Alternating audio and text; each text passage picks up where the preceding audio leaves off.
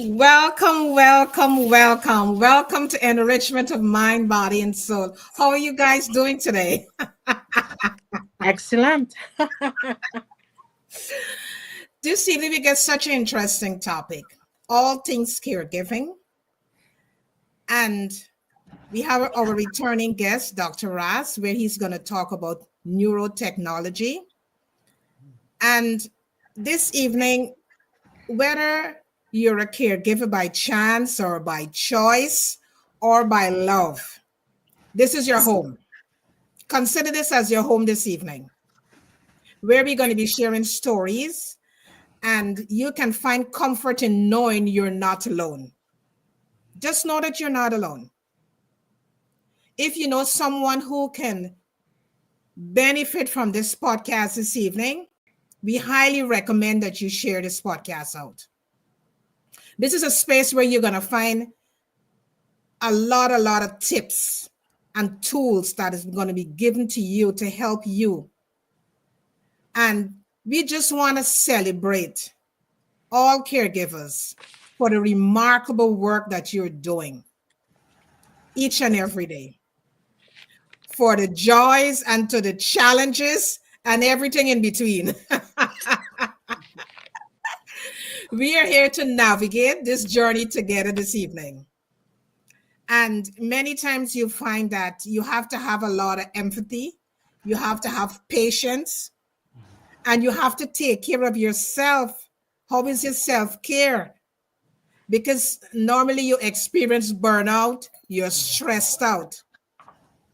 And many times caregiver would ask the question, how to find support and networks.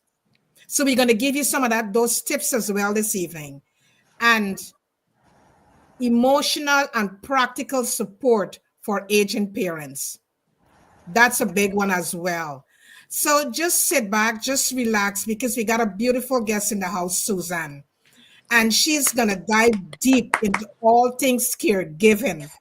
And she's going to help us to understand how, because she have walked that path already. So she's going to help us understand how we can do this thing, how we can really be this remarkable caregiver, either for our parents or for a loved one. And it's not even parents, because many times we are caregivers for our children as well. And we are not taking the time to look after ourselves as caregivers. So this evening, Susanne is going to give us some tools that we can add to our toolbox and to help us that we can navigate being a caregiver. Because as I said before, this is such an important topic, because caregivers, many times they don't have a voice. They don't have a platform that they can go to get help. So this evening, that is why we bring Susanne into this space where she can enrich you as an individual and help you to understand that if you're a caregiver, you can get some tips and some tools this evening to help you on your journey. You take what you want and you leave what you don't want. Absolutely. You just take what you want. It's a buffet style. When you come into enrichment and mind, body, and soul, or soul, light, and body, or the reflective speaker series, it's a buffet style. You take what you want, you consume what you want, and you leave what you don't want for someone else to eat that. Am I correct, Susanne? Yes, yes. So we just want to welcome you this evening, and don't forget to share us out. As I said before, if you know someone who can benefit from this podcast this evening, just share us out. Share us out so that they can be a part of this experience this evening, because it's going to be a wonderful experience. And don't forget to subscribe to Soul, Light, and Body, that you will never miss none of these episodes. And I'm Lady K, holistic health and wellness coach, and a co-author of 2 books with my sister, Lady J. We also have our Start Healthy magazine. And don't forget, they are available on Amazon. Our Start Healthy magazine is for free. when you go in the show notes, you're going to find all the links to all our guests and all the links to our books. Just go in the show notes, you're going to find everything to subscribe, and everything is right there for you. We make it easy for you. Very. So, Susan, we just want to welcome you to this space. Thank you for taking the time, because we know that this is your beauty sleep time. Staying up and be part of this space so you can share with other caregivers, because you care for both of your parents. And what a better person to bring this message, to other caregivers, because you have walked the path before. So thank you so much for being a caregiver for your parents. So Thank you. I'm going to leave the rest for you. I'm going to toss the mic now to Lady J. Lady J, take the mic. Great opening as always. Is there a feedback? No, I'm not getting any feedback here. Oh, okay. No. Look at the topic we're talking about tonight, Mm-hmm. which is so important. It's essential. Because as long as we live, it's a common thread that we will encounter out of ourselves, our loved ones, our friends, in our circle. It will touch in every space. And to really work in that space, and when it hit home to you or to your loved one or to your friend, preparedness is important. We can never fully prepare, but having the level of knowledge, how should I act? How should I respond? How should I be in the moment? And how can I take care of myself as a person, whether I'm a professional caregiver or I'm a family caregiver? How do I handle this? It's all come on me. What do I do? How am I going to care for myself? And still, if it's a family caregiver, offer that love and care and support to my loved one, whether it's husband or parents or whatever it may be. But it's so important for us to know how to handle that situation. I know there's a lot of information out there, but it's nice when we can come into a space and have a conversation and talk about it and exchange in the moment. How can we really handle this situation? Because awareness is very important. Knowledge is very important. Tips are very important, so we can expand our toolbox and our toolkit, so that when the moment arises, we can able to show up fully in that space and execute the way that we should be, regardless of whatever space that is. We're going to talk tonight about guilt, because sometimes caregivers feel guilt, whether it's a family member or a professional caregiver. If something happens, if something goes down, and the person's transitioning and you are not there, or how to make decision if you have your loved ones and have to be placed in a care facility. How do you handle that? The emotion that goes along with that. How do you deal with that? So we're going to talk about all of that tonight, and so that we can be fully equipped. This is a series we're going to be doing with Susanne in the upcoming weeks, how we can really handle that situation. Tonight, we want to talk to you about, are you taking care of yourself?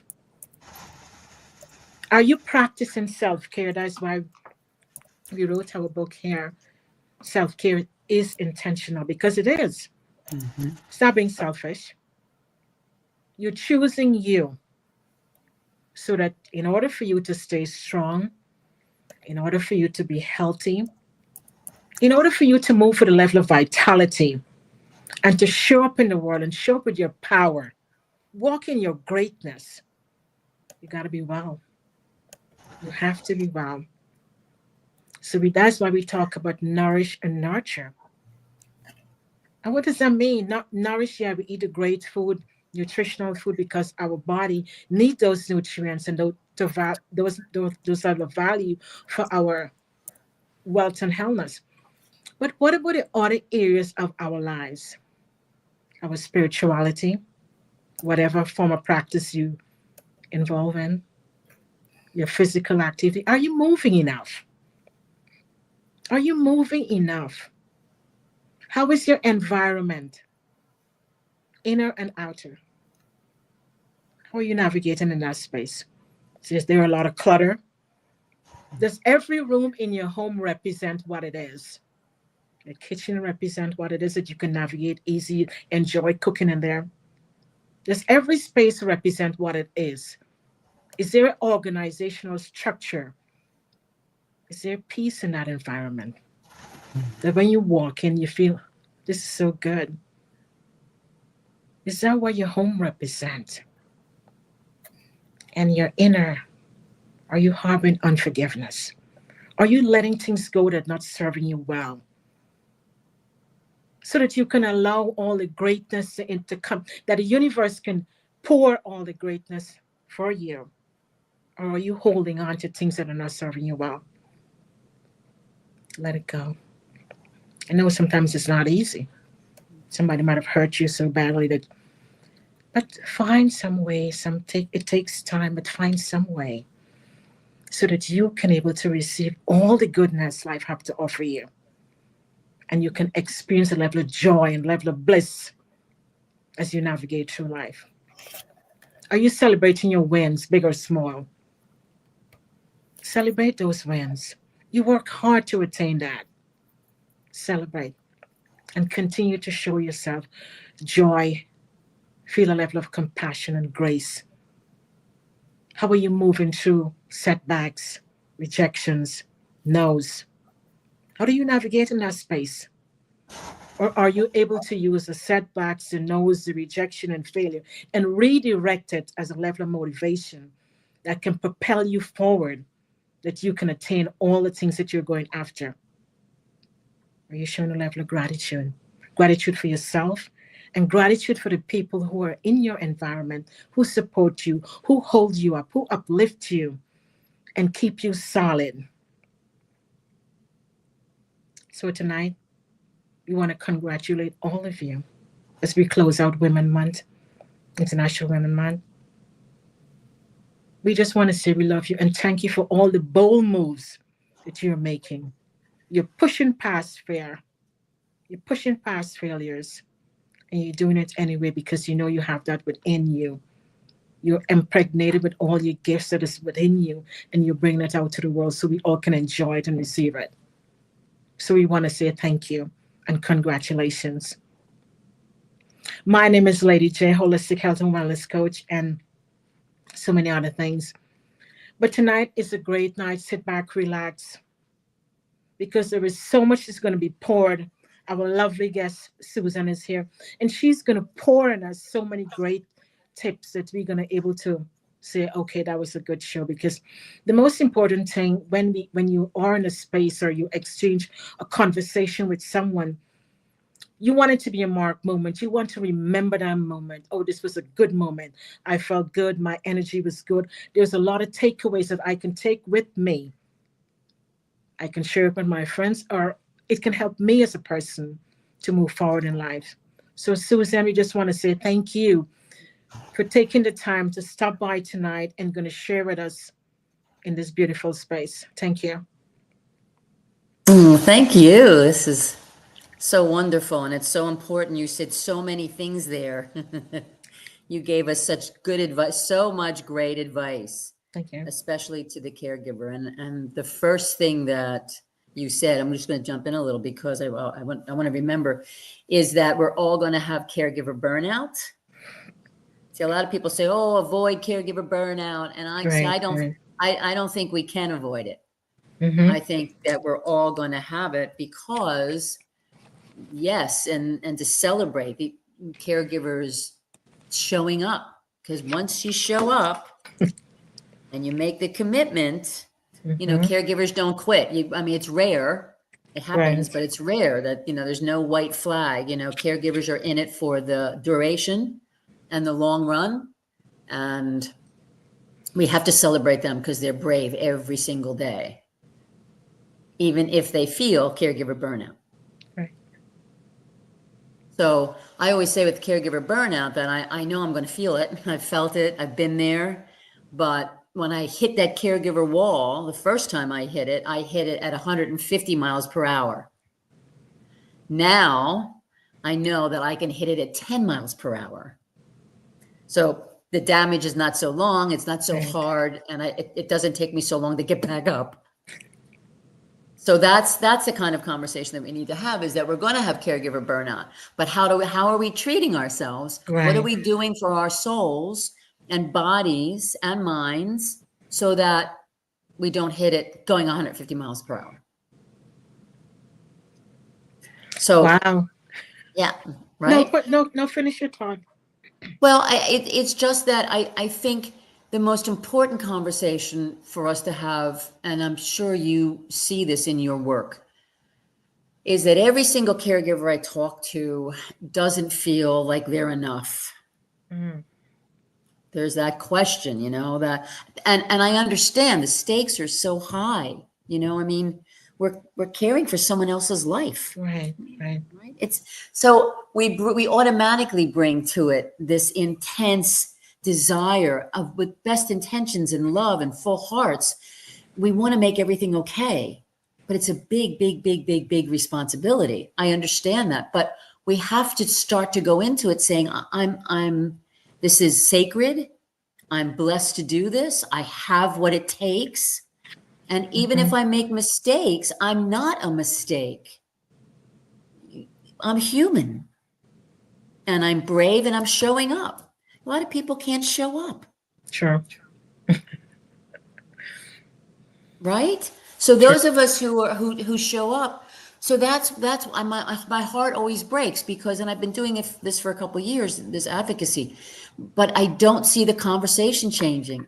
And every conversation that I have, and I think we've talked about this, every conversation I have with a caregiver, at some point along the way, they're going to say, oh, but you know what? I didn't really do that right. Or I wish I had done that better. Or, oh, I feel bad about that. Or I don't know if I can handle this. You know, it's the self-doubt and the feeling that we're not good enough. And we are good enough. We're blessed and we're good enough. And that's the message I want to get out to everybody, that you're doing a great job. I love that you want to celebrate us. We have to celebrate us. We're walking, you know, there's a saying where we're just walking each other home. That's such a beautiful thing. And I believe that. That's how I see my life, that we're all just walking each other home. And when we're walking home people that we love, who need us, that's, you know, the universe is walking with us.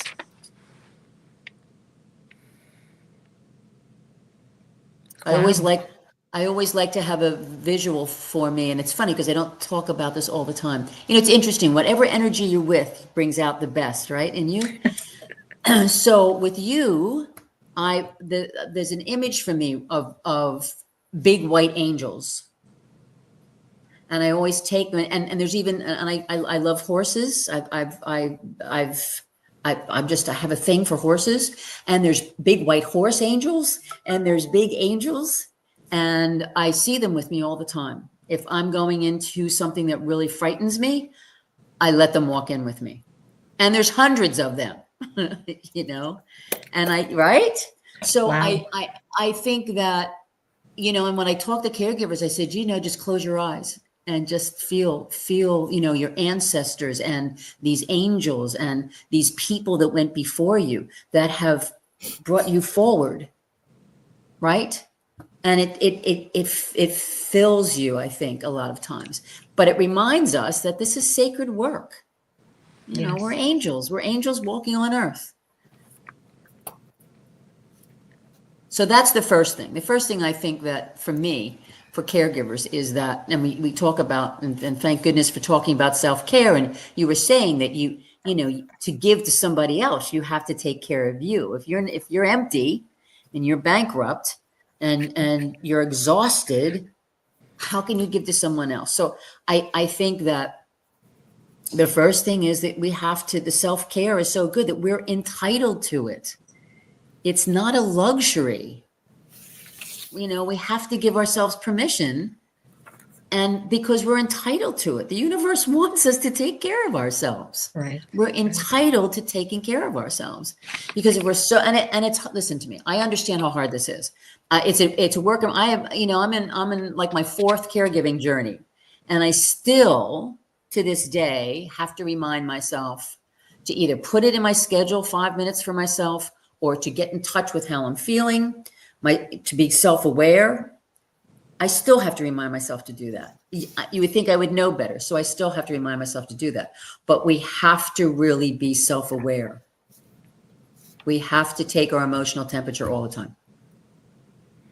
We take their temperature. We make sure they're eating, they're drinking, right? And people say, oh, I don't have time. If you had to take that person to an emergency room, you would find the time. Your entire schedule would be changed. You would be changing things and doing things, and you would find the time. I'm asking you to find 5, 10, 15 minutes a day for yourself. Put it in the schedule. But what I'm really asking you is you have to start to believe that you're entitled to it. That's the only time the change is going to happen. Is if you believe in your heart, I'm allowed to take care of me. And that's what I want to talk about. And I want to get your feedback as coaches. Like, how can we get people to get that? You know, you have given us some really good tips there for the opening statement, you know. And how can a caregiver really get this message, you know, and find the time for themselves? We all have to realize that if we don't pour into ourselves, we cannot pour into someone else and show up fully for them. That's Absolutely. the first step. We have got to find the time. It's not being selfish. It's not being selfish and feeling guilt of you taking at least a 15 or a 10 minutes for yourself. You have to pour into yourself.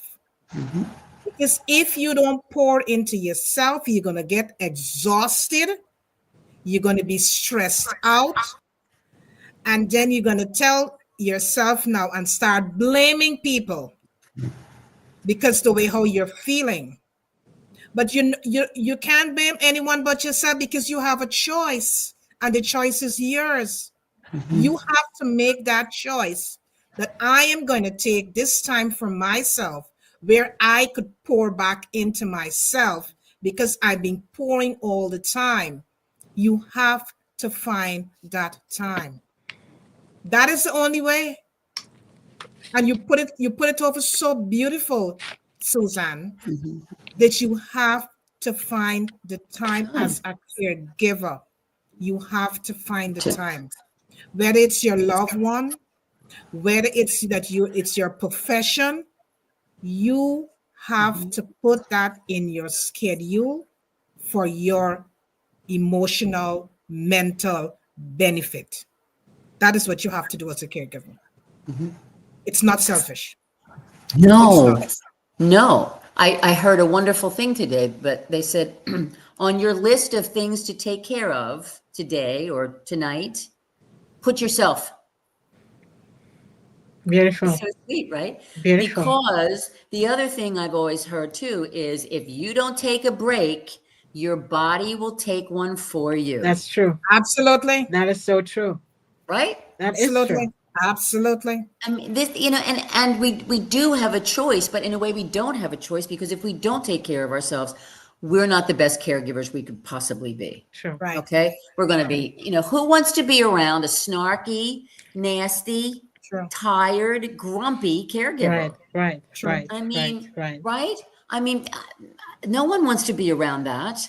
And I don't want to feel that way. I don't want to feel True. that, and listen, we are exhaustion and feeling overwhelmed can cause us to, I have lost my temper.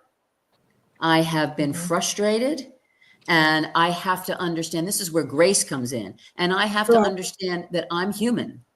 True. Right? And we all make mistakes, but I'm not a mistake. True. Bad things happen, but I'm not bad, and I'm not a bad caregiver. Right? But if I make a mistake or I start feeling a little angry, that's a good signal. That's telling me something that I'm at the end of my rope. You have to, that's a message. It's Mhm. perhaps not the one we want, but these are all signals to us. We have them built in. And when I start feeling intense or my shoulders are up around my ears, we have to be self-aware. I have a wonderful little thing you're going to love. You two are going to love this. So it's called HALT. HALT. Okay. HALT. So what do we do with HALT? We halt, we stop, and we ask ourselves these questions. H, am I hungry? Okay. Now this encompasses so many things. A lot of times I wouldn't be 3:00 in the afternoon. I didn't eat anything. Am I hydrating? Am I maybe taking a little walk outside? Am I moving? Are there snacks in the refrigerator for me? I know I stocked it up for them. I would always get my mom those butter cookies. Those butter cookies that come in a tin? Mhm. Do you know what I'm talking about? Yeah. She would go through like a tin of those a day. She would love with her tea. But I would have plenty of butter cookies for her, right? What would I have for me? Would I have string cheese or protein or cookie for me? So H, hungry. So that means everything about your body. What's going on? And then A, angry. What am I feeling? Right. Am I angry? Am I guilty? Am I resentful? Am I frightened? Am I grieving? What are these emotions? You have to take your emotional temperature. Right. You have to say, and caregiving brings huge feelings, big feelings, so many things. When parent becomes the child becomes the parent. That's a big thing. There's grief there. If someone has somebody with cognitive decline, my mom had dementia. It was heartbreaking to watch her slip away from me. I had so many emotions, but I would stuff them. You can't stuff them. You have to try to find a way to at least acknowledge it and know that and talk to somebody about it. You're allowed to have those emotions. Give yourself permission and try to work through them. So hungry, angry, L, lonely. Do not isolate. I tried to be perfect. I still try to be perfect. I'm a recovering perfectionist. I want to be perfect all the time. I can't be, and I can't do it alone. Caregiving takes a village. We're not meant to do things alone. I wanted to do everything alone and perfectly, and it doesn't work. You can't do it and you can't survive. We're built to be with people. We're built to have these conversations. We're built to talk to each other. We're built to talk to another caregiver and have that caregiver say, me too, I feel that, me too. The best thing to hear is me too. So don't isolate. Don't be lonely. And then finally, T for tired. Now, caregivers are always tired, so obviously we can't take a vacation or we can't take a 4-hour nap, but little things to make you less tired in your soul, just sit in the corner. I used to go in the bathroom and cry into a towel with my parents, and I lock the door. Nobody could bother me as long as they were safe. And I would just quietly do that. I wasn't quiet, but it was in the towel. And then I would wipe myself and I would go back out. But that was a release for me. And it would help me feel less tired. So if you can, caregivers, do HALT for me at least once a day. At least once a day. You could do it 5 times a day. Hungry, angry, lonely, tired. HALT and take care of those things. Wow. That is so super important, Susanne. It is so important because you're reminding us how we should handle this. And this is a good way what you came up with, because we do get angry, we do get hungry, we're not hydrating enough because all our focus and our attention is directed to the person we're caring for. We love them, and so we're directing everything to that area. But then what about us? Are we pausing? Sure. Are we taking that quiet time? Mhm. Because there is power in pause. Are we hydrating ourselves enough? Nourishing ourselves so we can be strong, so we can really care for the person in a fully way that there should be. Are we stopping to fortify ourselves, whether it's whatever form of spirituality one engage in, whether it's meditation or whatever modality you might be using? Are you stopping and honing in that space and taking that time so you can really fortify yourself well enough so that you're well able just to show up in the space and really function at the level and capacity that is needed for your expertise? That is so important. And showing yourself grace. Yes, there might be mistakes. Yes, things are going to happen, but I am not that. You constantly have to reform yourself. No, I'm not that. I've chosen to do this job and I'm doing the best I can in this moment. And you constantly believing in yourself because it's something special that you are doing for someone. It's a responsibility that you're caring for your loved one, if you're a family caregiver, or if you're a professional caregiver, because it is demanding. You have to show up and you're giving so much of yourself to the person because you're being in that moment for the person. You're giving everything, your love, your kindness, everything. And what are you doing for you? When you spoke about loneliness, be together with others, other caregivers, exchange conversation so that you can be motivated, you can be uplifted, and get that level of fuel back to return to the space that you're caring for. I would talk to caregivers at the pharmacy, because everybody who's picking up something at the pharmacy, right? True. Right, We would be in right. I would be in the line and I'd be like, oh, hi, how are you? For What do you you. do? Oh, I take care of my dad. Oh, I take care of my mom, you know? Oh, my wife is sick. I'm picking, and just that, we didn't have to exchange phone numbers unless, of course, there was something that felt right. But just in that 5 or 6 minute exchange while we're waiting because the pharmacies are always backed up. We would have, and we would laugh and cry, it was amazing just to have that 5 minutes with another caregiver, because there's nothing like talking to another caregiver because True. they get it. They get it. You know what I mean? Like, right. just the stories. And no one can laugh as hard as a caregiver with another caregiver because it's funny. It's so crazy. It's funny sometimes. So yeah, I would try to find caregivers in any way I possibly could.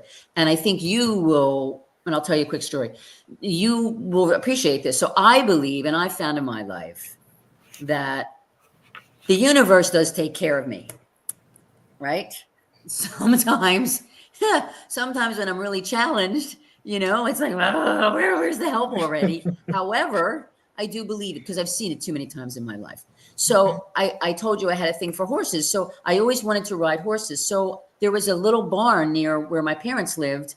And I said, oh, I'm just going to go and, and take a class or whatever. So every Sunday morning I would go to this barn where had the horses with these lovely ladies. There was all ladies, and we would ride around on the property together. No big deal. And every single one of them was what? Caregiver. A caregiver. Wow. I call this the caregiver cowgirls. So for an hour, and we were all different, but for an hour on Sunday, I did it for years, and I always found somebody to take care of my parents, like for that hour if I needed, if my dad didn't feel up to helping me with my mom. I had friends who would come and my dad would be waiting at the door for me when I came home or to their apartment and say to me, tell me all about the horse. Tell me what everybody said. He was so happy for me that I took that hour. So what was amazing to me is that the universe took care of me. Yes. And I was able to do that. That's truly amazing that you was able to take that time to pour back into yourself and doing something that you love.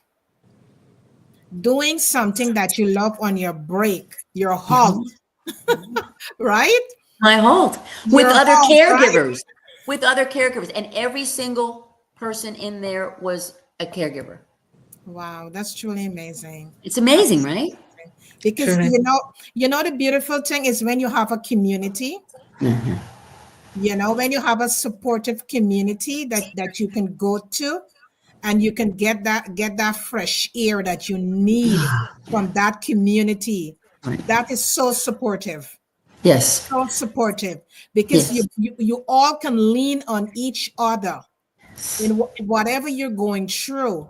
You can count and know that I have a supportive community that I can go to. No matter how I feel, I can go to this community and I will get the support that I need. That's absolutely amazing. It's And beautiful. yeah, you know, that brings me to the question, what resources or programs and apps are available to make caregivers more manageable? There's so much out there now, and it's Mm-hmm. wonderful. And of course, you have to be careful. I just always like to Yeah, say that before, when you go online, you have to be careful. right, Just be right. wise. Just be wise about it. But Facebook has so many amazing groups that you can join for whether you're a dementia caregiver, or you care for someone with a chronic disease, or someone with cancer. I mean, there's so many wonderful groups out there. And just even your local, the Department of Aging in your local community, there's always resources there. Alzheimer's Association is amazing, not only because they can help you on that journey, but they sometimes have caregiver resources and caregiver groups. They're Yes. very caregiver oriented. Right. So that's really wonderful. And your local community resources, your church, your synagogue, Mm-hmm. your temple, whatever it is, if you belong to an organization, whatever your organization is for your spiritual self, there's always somebody there. And speak up like I did in the pharmacy. Do you know what I mean? So I think for me, you just be proactive. There's resources there. Google caregiving, hashtag caregiving. You have resources, and on my website, we can, if you just want to get my opinion on, like, listen to me talk about how it was for me. There's so many wonderful caregivers out there, even on social media. I mean, Instagram and TikTok. Yeah, yeah, yeah. And again, be careful. But I mean, Sure. there are resources. You have to, and you can't give up. I mean, Yeah. I have a lot of people say, well, you're lucky. You've got a team, and I worked hard at getting my team. Mm-hmm. Once I understood I couldn't do it alone, because I had a really bad panic attack and I burned out. I reached for someone I knew. I called someone I knew who was a caregiver, and she was so helpful to me. I learned a lesson. I hung that phone up, and she had heard me. She gave me advice. I hung the phone up and I went, wow, lightning did not strike me. The ceiling didn't fall. I'm not a bad person. I don't feel guilty. That helped me. So that showed me, that was the universe showing me, you need help and you can get it, and it's okay. And then slowly but surely, I added it more and more, but I didn't give up. Right. You can't give up on yourself and getting your community. Just True. because Right. this group doesn't work, or you don't like that group, or there's another meeting over here, or there's another local institution that'll help you. There's another organization, there's another Facebook group, make those phone calls and don't give up on Right. yourself. Right. It's Right. work. Right. It's work. It's work to take care of Yeah. yourself. I get that. Mm-hmm. But the So true. alternative is disastrous. Hmm. Right. So it's so And true. I'm so glad you said that, because my next question to you is, someone who might be looking at you and looking at this discussion at this moment, or maybe catch this on the replay, and it's come to this moment, this pivotal point where I have to take my loved one to a care facility because they are no longer Ooh. manageable at home for me to handle. I love them. I care for them. I promise I will keep them at home until they transition. But there, certain situation have arises, and I cannot do this. So speak to us about the guilt. Speak to us about what one might be feeling not good enough, and I'm breaking promises. Just dive a little deep into that. Yes, I think, Yes. yes, I see. And you touched on a nerve there, breaking promises. both my parents wanted to die at home, and neither of them did. They were both in facilities, and they died within 7 weeks of each other. So my dad got sick, and then he had sepsis. He had heavy duty antibiotics and PICC lines, and there was no way that could be taken care of at home. So I had to put him in the hospital. He had to go in the hospital, and then he passed, which was understandable, but a little bit of a surprise for us. And then my mom collapsed at his funeral luncheon, and she had to go in the hospital. And then she died 7 weeks later. So I broke my promises to them, or so I thought. And I've thought about this for years, and I felt guilty about it for years. And for some reason, recently, I'm walking on the street, and all of a sudden I realized I did keep them at home. I broke my back keeping them at home up until about 10 weeks or 12 weeks of their life. And I couldn't take care of them. It would have been abuse. I didn't have the facilities at home. And in discussing this with other people and saying, wow, all of a sudden I understand I did everything I could to keep them at home. So I kept my promise to them. But home became a safe environment where they were comforted, they were made to feel comfort, and they had a quality of life where they weren't suffering. So the home wasn't the four walls of their apartment. The home was the four walls of being safe and cared for. I did keep them home. Yes. And I understand how difficult the decision is, right? I wept when I had to sign my do not resuscitate paperwork for my mom, which means that there was certain criteria. So if she was into cardiac arrest, I didn't want them to resuscitate her. She did not want a feeding tube. So there were certain criteria that she had spoken to me years ago before she passed, and I knew she didn't want that. I had power of attorney for her health care, so I was the one that had to sign that do not resuscitate. That was a promise I made to her, that if she did not want to be on machines. I wept when I signed that paperwork, but I signed the paperwork because that was the next right thing to do. And you know in your heart, you are going to know when you have to make that decision. That's where the grace is. And you have to give yourself or tap into that grace to know you're doing the right thing. Yes. Yes. You have to listen. You have to give yourself grace. It's never easy. It's never easy to say goodbye in any way, shape, or form. True. It's never easy to say goodbye. So true. But you're saying, goodbye, be in peace, and be well.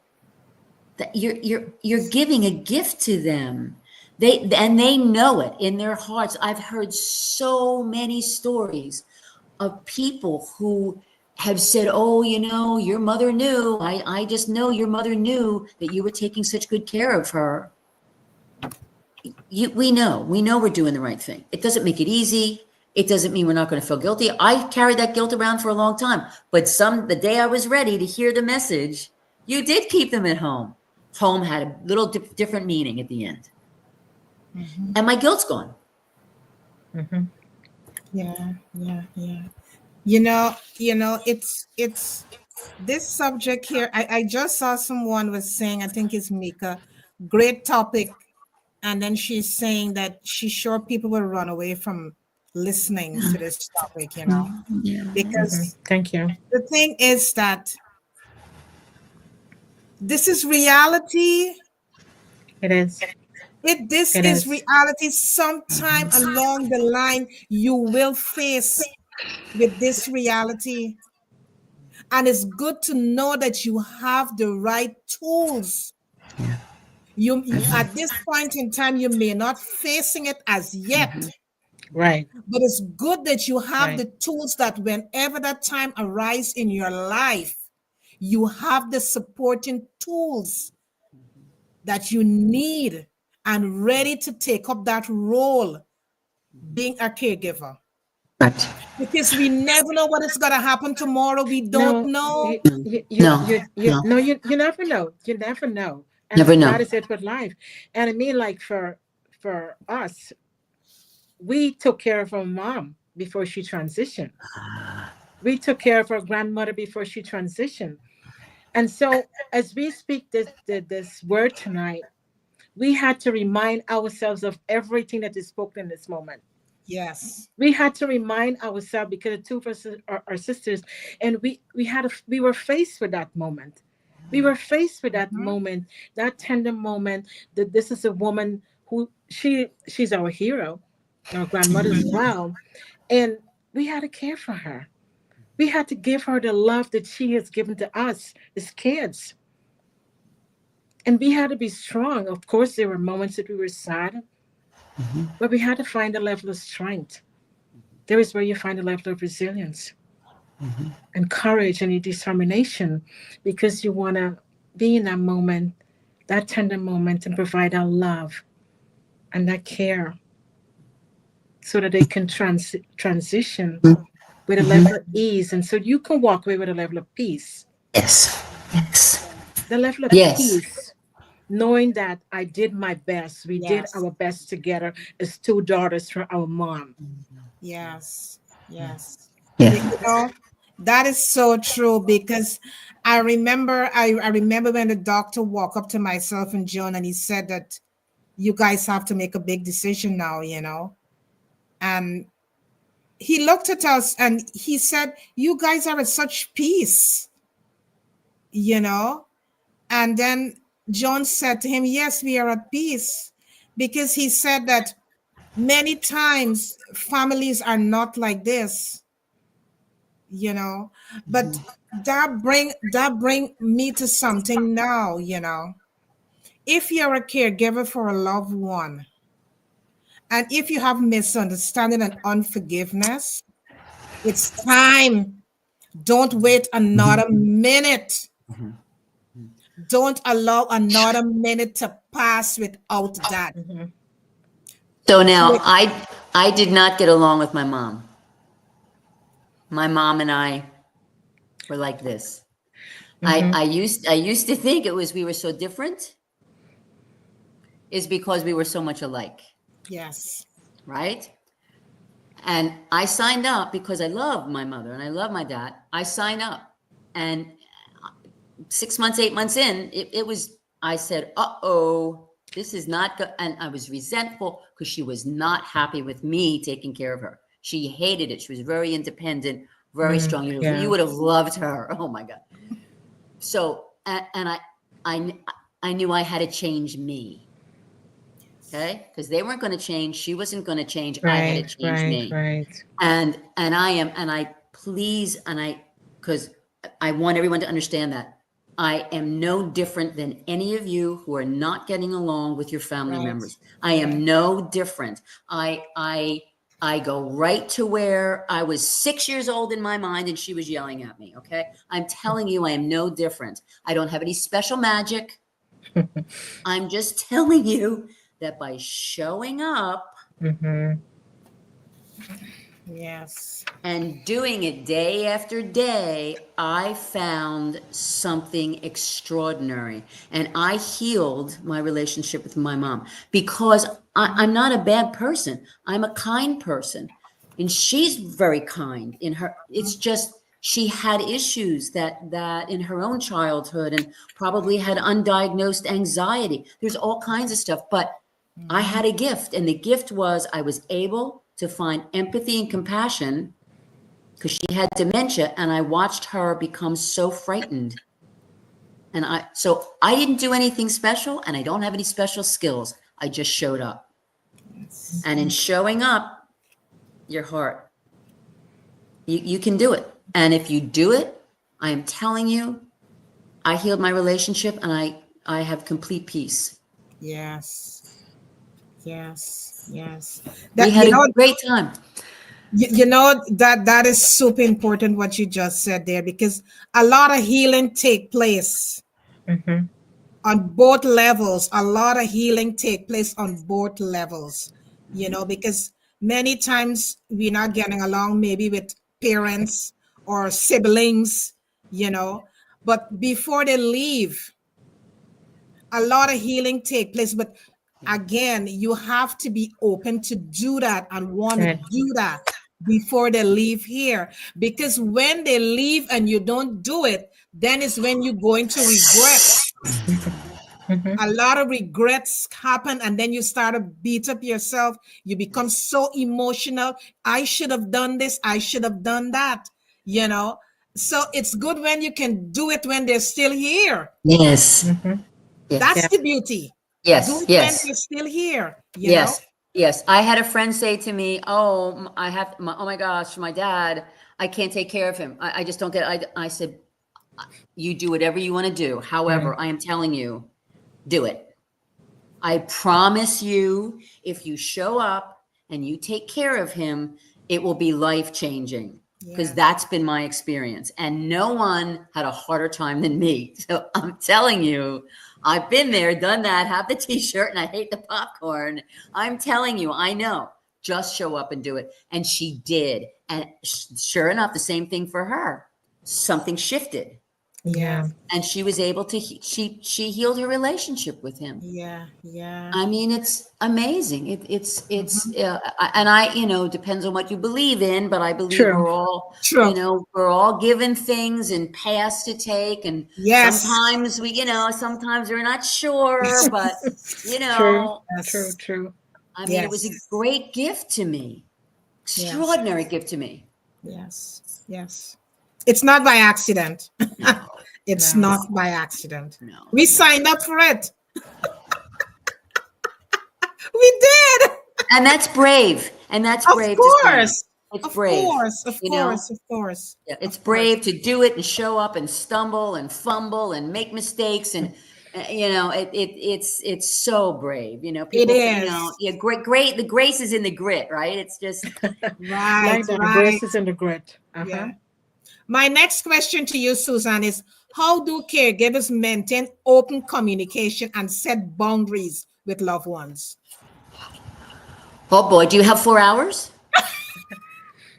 It's We gonna could be a do. series, so we're gonna come back to it. Yeah. Well, Wow. first of That's a all, good question. first Yeah. it's an amazing question, but it's a deep Thank question, you. right? So Mm-hmm. so I've heard some wonderful things recently. First of all, no is a complete sentence. Right. Yeah. You don't have to over explain anything for certain things. Then you can try to pick your battles and maybe explain as much as you're comfortable with and say no. And then you can really have a dialogue about it. So it depends on how willing everybody is. But you first need to understand, you need to be aware of what you need True. so that you can say, hey, no, that's it. Right. So that one person I say no to, right? Completely. To the next person, I say, well, not really. And here's why. And then there's like the third person where it's like, I'm not even gonna honor this. I'm gonna ignore you.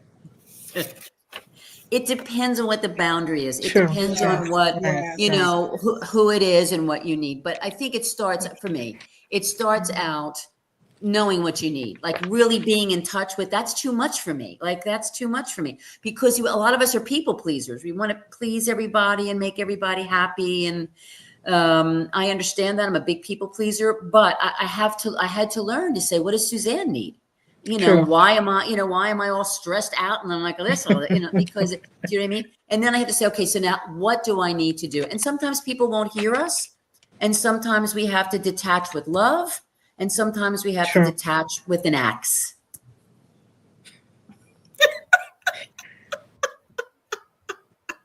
Yeah. That's a good one. I like that part because I think there is where I don't want to say problem, but I think there is where it's uncomfortable for someone if you have to make the level of detachment. How do I do it and don't feel guilty about it? Yes. Slowly,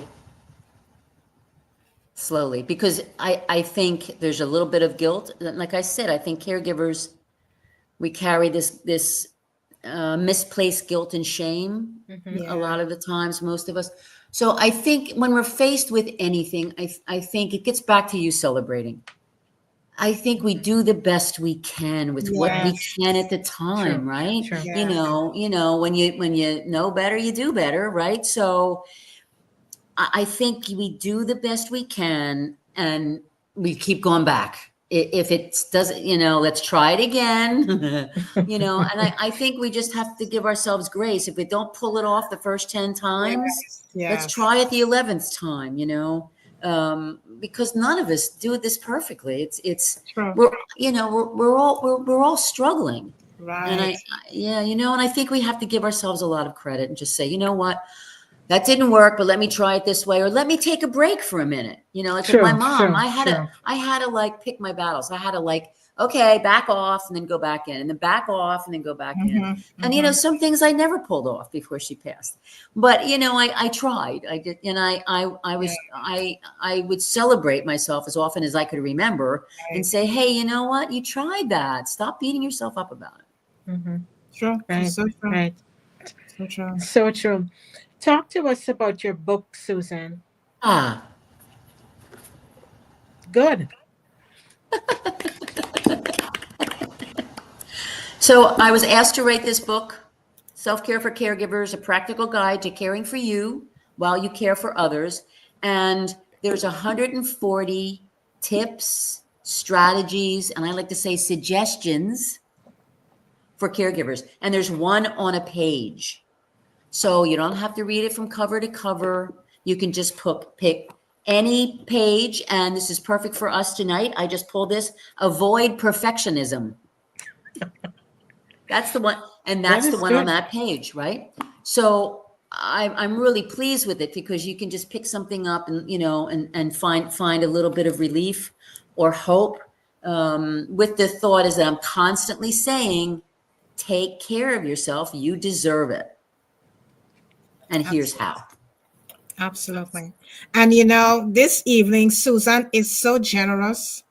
Susanne is so kind. She will be giving away one copy of her book signed by her to one of these special audience in the house tonight. So before she leave, we're going to have you answer maybe a question or something, and you're going to win this book tonight. So stick around. Stick around. You could walk away with one of Susanne's signed copy of her book this evening. Stick around. Don't go anywhere. Susan, thank you. Susan, it's so beautiful that you collect the ideas. You know how much is important for care or we as caregivers, and give us the knowledge so that we can be self-aware of what is important for us to take care of ourselves and things that we should look at, and the significance of knowing if we don't keep our cup filled, nobody else will. Because in order for us to show up and give that love, give that care, show that compassion, we have to show ourselves grace. Lady K, You know, thank you for doing that. as Susan sharing her message this evening, what came to mind is that we all go through something for a reason.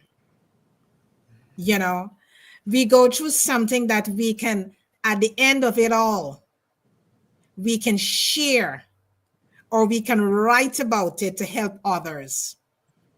So whatever you're going through this evening, there is a reason why you're going through it. And I always said, and Lady J always said, gather all the tools from the experience or the situation you're going through right now, because you're going to need it to use it to help someone else in the future.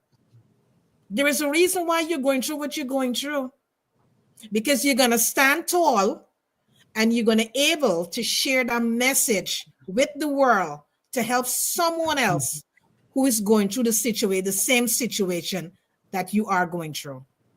You know, and my next question to you, Susanne, how can mindfulness or therapy help caregivers to maintain mental health? I love that question. Beautiful. I had a therapist. I was in a caregiving group of caregivers that I knew. I do try to meditate. I'm not great at it because I'm so active, but I was trying everything I could to center in myself and get used to looking at myself, which is basically mindfulness to me. Mindfulness is being able to step back Right. and be self-aware and say what's going on. Right. And I think that getting professionals, whether it's your Right. pastor, you know, Right. or it's a therapist, getting a professional ear is really amazing. I had wonderful people that I worked with, and allowing myself to be open to that, you know, that and be vulnerable, it really saved me. You know, it just, you know, reach out to people and Right. get that help, and, you know, and, you know, do everything you can to go on this journey of self-awareness while you're caregiving, because it really is going to make a difference, because you're going to find out what's going on with you. We have to let that out. True. Yes. True. You True. know, it's like a pressure cooker. You know, my Yes. grandmother used to cook with a pressure cooker, right? Yes. Right? To get all that generation, steam. right? The pressure, and the thing, we were so afraid of that pressure cooker when she would cook with that. But that's what we are. It's a symbol to me, is that, you know, so I think that Yes. anything, you know, whatever floats your boat, Flow. everything is different. Everybody's different. I wanted everything. You know what I mean? Because I'm very stubborn. So I got as much help as I possibly can. Yeah, so true, so true. And what steps can society take to better support caregivers, both formally and informally? Give us a break, right? I mean, when I see a caregiver, and then you go, you know, look at who you are. You're caregivers, right? There's Yes. nothing like, caregivers are like sacred. It's like going to church. Like when I'm with the caregivers, I'm at church. Caregivers are amazing. So I think there's and this is a very interesting question, that because I'm now doing work with companies who are coming to me and to my associates for employee resource groups, right? Because so many employees are now starting to be caregivers. So they don't want to spend the money a lot of times, these companies, right? But they have to retain their employees, because the numbers, right? The numbers are going like this. So I think it's a really healthy thing in a way. I think the companies are forced to do it, but they're starting to support their caregivers because they have to. And I think that's a really good thing to see. And I think more and more of us are out there talking to companies about what they can do, and having webinars and talking to their leaders and their managers, and how they can have open conversations and make caregivers feel safe. I think caregivers need to feel as safe as they possibly can. True. You know, in every environment they're in. I think that's really good. Don't get me started on what, you know, don't get me started on, you know, our government, but you know, I mean, like, you know, they need financial help, you know, we have a lot of work to do, but I think the mere fact that these numbers are starting to rise just because of the statistics of people getting older and the sandwich generations, you know, I mean, meaning that they're taking care of their elders and their children. You know what I mean? There's so many more of those. I think it's forcing society to look at us. So we just got to keep out there and keep talking about it. Right. Yeah, That's so important. My next question to you, Susanne, is speak to us how important it is to delegate. That's a nice one. I'll tell you a very interesting thing about delegating. All right, because I find it it's very hard, and I'm sure you know, because I'm sure you guys know. So, you know, you have to, because we can't do it alone, but it's very difficult because no one does it like you do. Right. Right. Like no one's going to be as good as I am. Right. At this is my bit, you know. but that they are. If you, so here's the thing about delegating. First of all, you have to do it because you need a break and you have to do it. You need help. Mhm. But if you do delegate and let it go. In other words, if you've asked somebody you trust to take care of your parents or your child, whatever, if you trust them to ask them to delegate, then you trust them. So let them do it their way and the Right, best of their right. ability. They're doing it with a good heart. You trust them, leave them alone. It may not be your way, but it's a Yeah. way, and I listen, I think my parents, I think everybody I've ever taken care of, including my rescue dog, likes it when I'm off somewhere because I'm not like hovering. I think everybody likes to have a different person Yeah, than yeah, me. Do you know yeah. what I mean? Yeah. And if something's going to happen, something's going to happen. I had a True. dear, True. right? I had a dear friend of mine.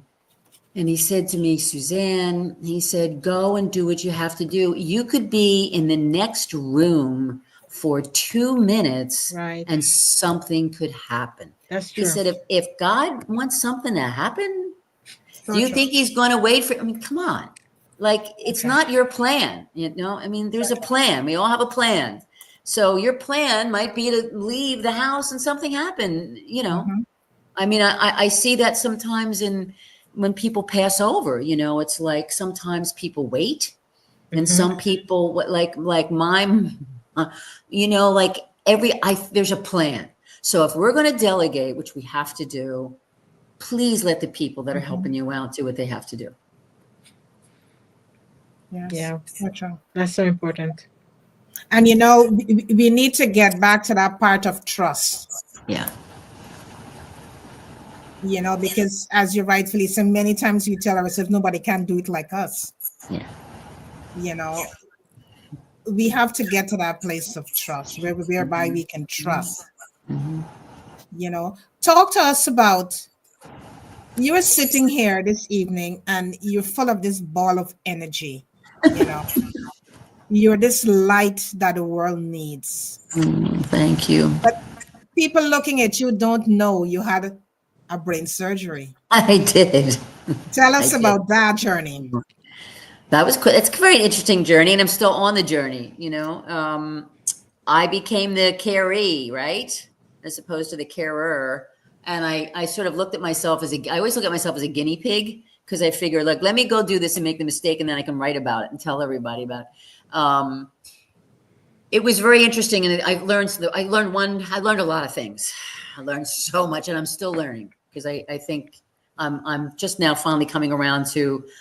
I'm leaving why me kind of behind because I got sort of stuck in that because this is a long healing process. I'm fine, and it was benign, but it was a 9-hour surgery. Wow. So I learned a lot of things, but the one thing I did find interesting was that my loved ones, and I have wonderful family and friends. Everybody tried to show me that they weren't scared. Like no one wanted me, like they were all scared. We were all scared, right? Because it's a very big thing. And everybody tried to hide it from me. Like they tried not to show me how scared they were. So I was like, okay, look, I know you, you know me, I know you, I know we're all really scared, and stop. It's too much energy for you. Mhm. Like, let's just be scared together. Let's talk about it. Like, oh, we want to, and I talked about if I didn't survive, and, there were things we had to talk about. There was a chance that I wouldn't be able to swallow. I mean, it was a whole bunch of stuff. So I communicated because I do that anyway, as you can tell. I can't shut up, but I like to talk about things. And I said, let's put it on the table. Like just tell me how you're feeling. And I'm going to tell you how I'm feeling. And that really, I thought it helped me, it helped them. But I just thought to myself, I do that. The people that I care for, I'm constantly trying not to show them I'm scared. And it takes so much of my energy. True. Right? And when in fact I could just say, oh, I'm worried about you. I'm sorry, but and then we can have a conversation about it. Mhm. So that was one of the big things I learned about being taken care of. And just, it's just, having a big event like that, and I think this is maybe for caregivers who care for people who have big operations. What they kind of don't tell you is that, there's a lot of there's a lot of post-traumatic stress, not only around the operations, but just around the whole thing. And, you can actually, and not everybody's different, but for me, you worry. So there was a hangnail becomes like an emergency room thing, Right. because you're so shocked from like, oh my God, I had brain surgery. So it takes a while to adjust it, and the healing process. And I beat myself up about my healing process, like it's not fast enough, which is crazy, So I mean, I'm at about. I always say I'm at about like 75% of who I was before, and I'm getting better all the time in certain areas. In certain areas, I'm not.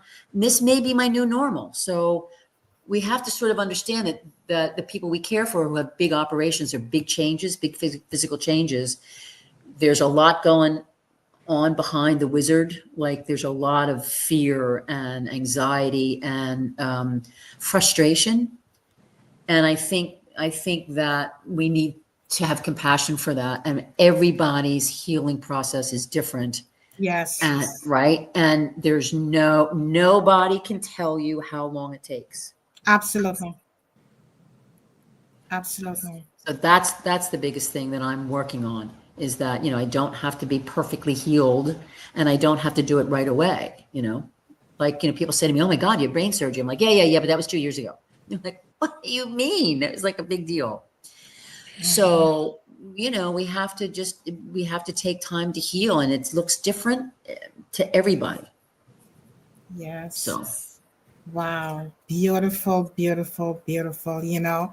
Listening to you is just giving people hope and optimism, that whatever you're going through, if you had a surgery or whatever you're going through, it takes time. It's not an overnight fix. Go ahead, Susanne. Yeah. That's so perfect that you said that. It takes time.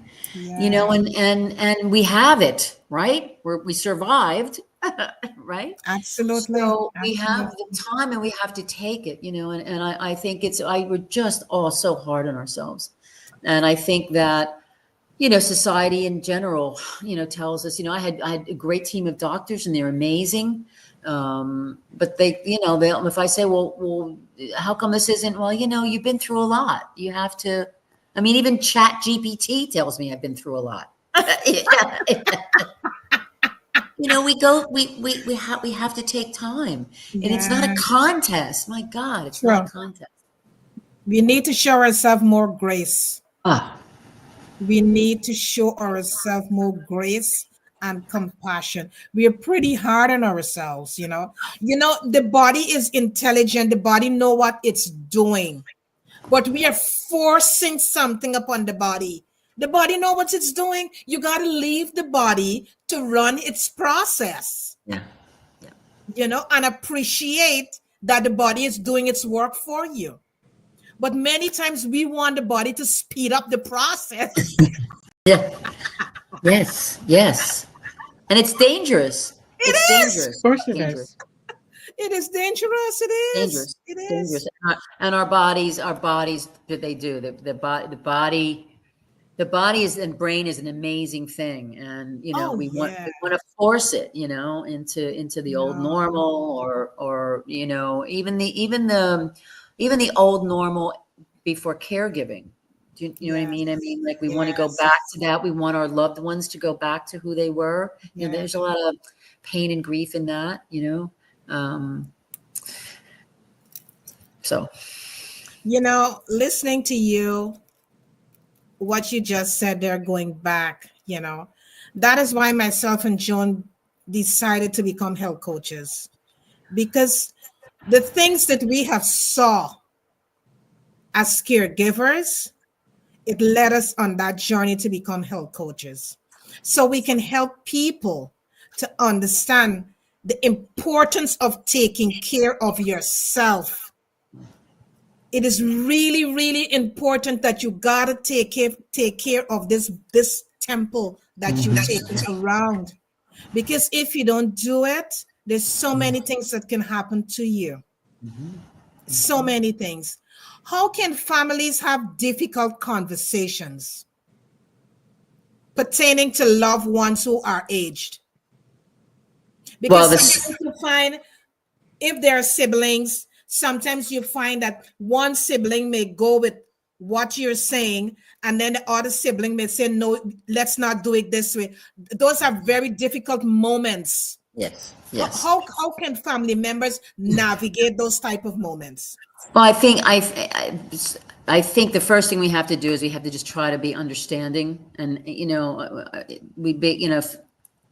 siblings can bring a lot of baggage from their childhood into a lot of this. And I think, and there's always one that stands up. There's always one that stands up and is the caregiver.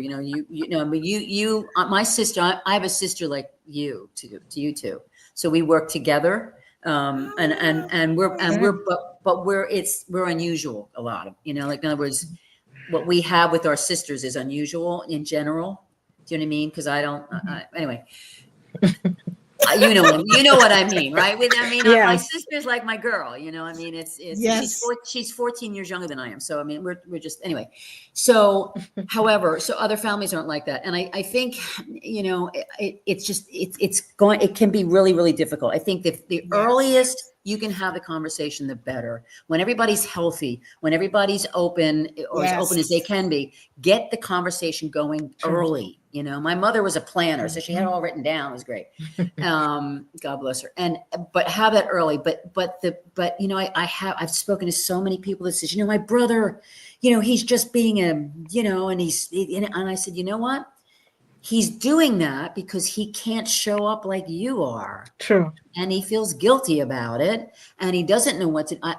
It's not easy. I get that it's not easy, but you have to understand he can't.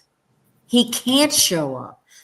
Some people can't show up in the way that you need them to. They just don't have it. You have to let that go. You have to accept that. We have to all accept each other. And I know how difficult it can be. But they just can't. So, it can get testy, but you got to understand you're doing the best you can. You are enough. Listen to your heart, not your Aunt Judy, who calls in once a week or comes at the holidays. And, well, why are you doing it this way? Bye. Hang the phone up. Do you know what I mean? That's the person that you say no to, or I'm not going to listen to you at all. So, look, there's no quick fix on this. There's no easy way, but you got to find a place in yourself that says, I know I'm right in my heart. And then you have to try to say, you know what? I have to try to understand that he or she just can't do it. And they're giving me a hard time because they can't do it. Yes. It's hard. Yeah, So hard. Yes. that's true. And I think in that space, you got to take away the expectation. Yeah. Oh, expectations. Misplaced resentments or premeditated resentments. That's what expectations are. Premeditated resentments. Yes. So true. So true. What advice can you give to siblings or a child that they have a parent who is very resistant of talking about end of life? I have a famous story about my mom, which I'm going to share with you. So I've been with a lot of people who have passed over, and for me, if I can, and it feels comfortable, I always say to them, listen, I want you to know I'm going to be okay. And I don't want you to worry about me. And I want you to go to rest or go home if you want to. Like, I don't want you hanging on for me. Please don't do that. It's a very, very difficult conversation. And everybody says it differently, but you know what I'm saying? Right. I said to my dad, Daddy, if you're tired, I understand. I will take care of mommy. And my father put his hand out to shake my hand. to make a deal. Wow. Yeah, like, oh boy. So I figured, okay, well, let me try with, you know who. So I said to my mom, so mom, I just want to let you know, if everything's okay and I love you and you've been amazing. And, if you're tired, she goes, what, do you want me to die? Okay, so I guess I'm not going to have that conversation with her, right? Because she doesn't want that was her personality. So, it's different for everybody. You know what I mean? Yeah. So, I mean, look, you just try, again, with my mom, it was like when I had difficult conversations, I would try it and she would explode and I would go back off and then I would try again. You do the best you can. That's the answer about all of this. There's no right answer. And, you do the best you can. And sometimes it works, sometimes it doesn't. Sometimes you have to leave it. Sometimes you have to go back. You got to pick your battles. And some things we never get resolved. And that's okay too. That's okay too. All okay. It's all okay. And be kind to yourself about it. True. That's the mantra. So true. You got to be kind to yourself. Right. There's nothing you can do. Yeah. And it's not that serious. It's like, it's like, how important is it? When it really comes down to all of this, it's, you're walking somebody home. And I believe somebody will be there to walk you home because you walk somebody else home. I think it's like a thing. And that's really all that matters. When you really get down to it, that's all that really matters. True. Because the rest of it's baloney.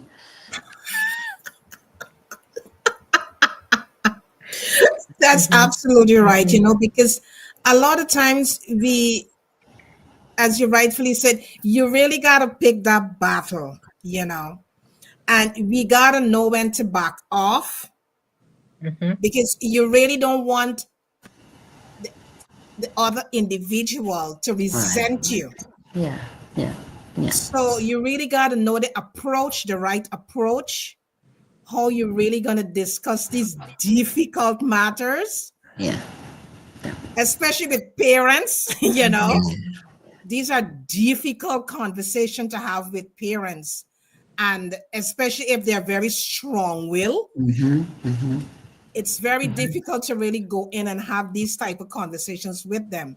Because as you rightfully said, the first thing they said, you want me to die?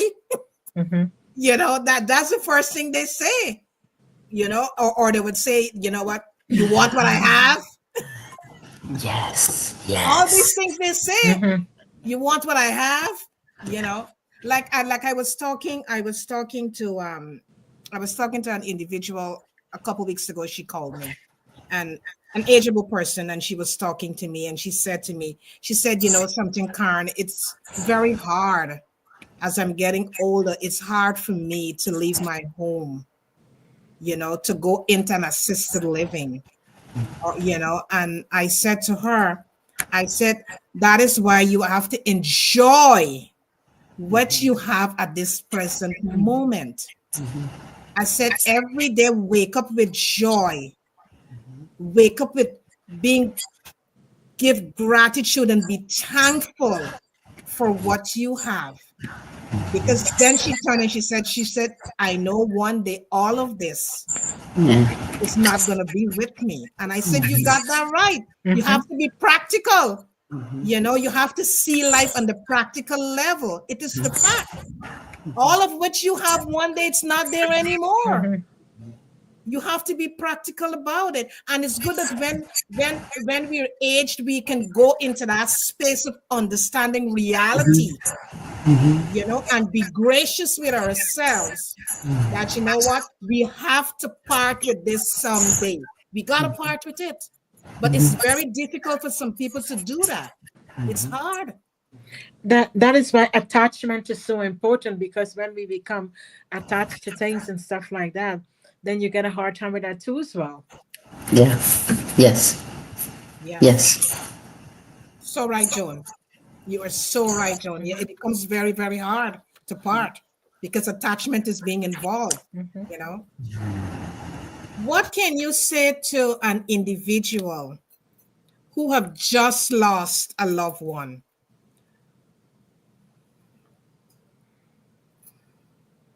I I talk to people all the time that are in the middle of grief, and it's just, I'm so sorry. You know, I see you, I understand, I'm so sorry. Right. Because there's nothing, you know, I think the symbol of somebody just sort of sitting with you, you True. know, Right.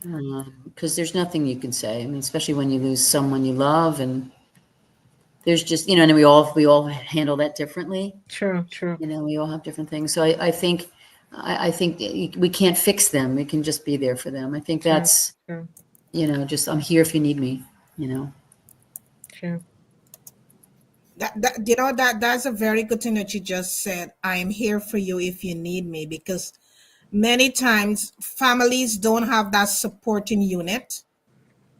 You know, there's a lot of division. There is not that supporting unit. That is why it's always good to have a community that could rally around you and give you that support in that grieving process, because you will need that support. You will need that support when that time comes. You will need that support. You know, that is good that you have groups that you can go to, or you have a friendship that you can go to friends, and you can tell them the way how you feel, and don't suppress the way how you're feeling. Speak how you're feeling. You need to speak how you're feeling, because many times when we're going through a grieving process, we really don't talk. We kind of like keep suppressing the way how we are feeling. But it's good when you can talk about it, you can discuss it the way how you're feeling, right, Susanne? Yes, yes. And because I lost my parents so close, you know, it was 7 weeks apart. There was a lot of grief. Like, I didn't even have a chance to grieve my dad. And then my mom passed. I found a little church. I was in New York at the time, and I found a little church, and there was a bereavement group, which I knew nothing about. I didn't know what it was about or anything, but I went and I joined it, and it was just basically a lovely group of people who had lost people, just sitting with each other and talking, with a lovely, you know, female pastor that just sort of guided us, you know. And it was just, and I just remember sitting there. There was it was like the summer, right? So the open window, and there was a big wing, and I was just sitting in this chair in the breeze, and I just was able to just sit there, you know. It was like, I have a really nice memory of that. And I wasn't doing anything. I wasn't trying to be anything or hide anything, or I was just sitting there, you know, with other people who were grieving, and we just knew, like, there was an energy, you know. So I highly recommend them. I think they're really good. And so often your church does it, or your, you know, your organization, or whatever you believe in. You know, that's one of the wonderful things they do, you know. I would suggest that, because grief is a strange companion, and it's very, takes, you know, it's a very long process. It's different for everyone, but it's, you know, it's, get all the help you can, all the peace you can, Yes. if it's possible. Right. I'm so glad you touched on that, because some people may take longer. The duration, it may be longer. And so I'm glad you talk about that, because speak to that a little bit deeper, because someone might say, okay, someone might have lost a lover maybe a year or two ago, and then they might say, okay, you should get over that. So just speak to that in someone who might be listening or need to hear this. Yeah, no, that makes me so upset. Because no one can tell you how long it takes. We're so different. And like I said, grief is a very strange companion, and it'll come up. And I mean, I have a friend who lost someone, and it's been a while, and really still struggling horrifically. And you can't listen to it. It's no one's, like, what other people think of me is none of my business. Sure. Like, I don't care what anybody else thinks. I need this time and space, and I need to be around people who give me that, you know. And it's not a race. There's not a contest. You know, it gets back to this whole healing thing. Healing thing is we're all unique individuals, and we need the space. and if it takes you 50 years, it's fine. And I think that we really, and people who say something to you, I mean, I have to be careful here, but people who say something to you that, like you should be over that. It's like, oh, okay, I'll see you never. Bye.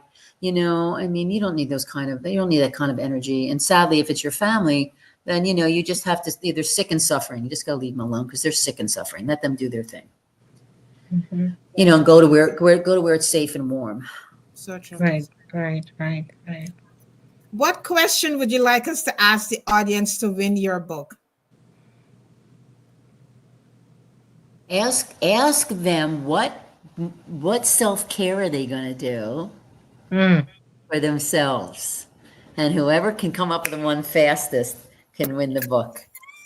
That's beautiful. That's beautiful, Susanne. Beautiful. Repeat that question again, Beautiful. Susanne. So listen to the question, what Susanne is saying, so you What? can win her book. Go ahead, Susanne. What are you going to do to take care of yourself? What's the first thing you're going to do in self-care to take care of yourself?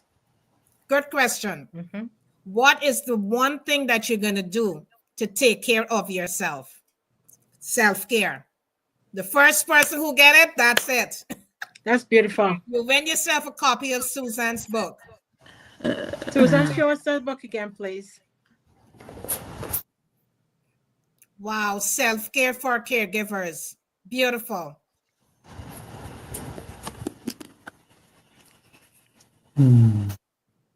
This was a very, very interesting Oh my God, it's amazing. Because It's great, right? spend more time at play. Annie said spend more time at play. Okay. Annie, you got it. It's yours. Hi, Annie. He's the first person come up. Okay. He deserves it. Good, because he was right there. Good. Yes. Right. Annie, you got a copy. You have a copy of Susanne. Can you show Annie that book? Thank you. Great, Annie. So Annie, you're going to give us all your information off air, and then we're going to give it to Susanne, and she's going to send you an author's signature copy to your doorsteps. And connect with her too, Annie. Yeah, connect with her, Annie. Whoop, whoop. He said whoop, whoop. Annie is truly amazing. Truly He's such an amazing guy. We had him here a couple of times on the show too as well. Oh, wonderful. Yeah. Oh, I'm honored. Oh, that's awesome. Somebody else is saying accept help from others. Nisa, accept help from others. Okay, so you know what we can do to Karen, we can give her this. Of course, whoever is it, we're gonna give away the self-care book as well. Send the information to us. Send us your information. We're gonna mail you one of our copies of self-care. Yeah. It's all about helping. It's all about helping you out there. It's about helping you out there. Sharing, loving, caring. Yes. Yeah. So send us your information. Is Nisa? I don't know if I'm pronouncing the name right. Nisa.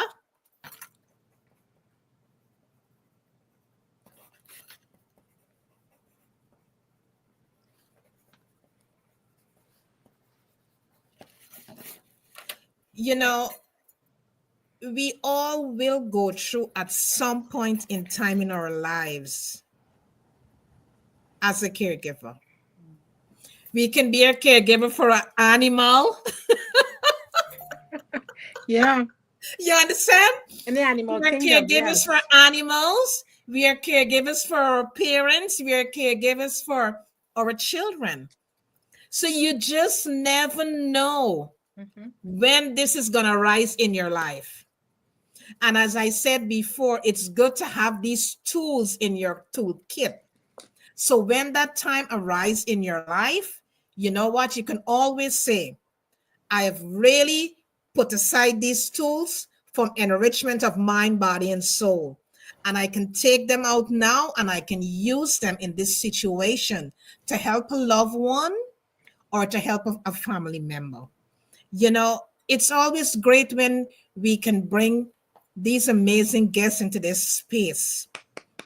When you can share and you can really enrich the community and help them to understand more about different topics. And this topic this evening is much needed.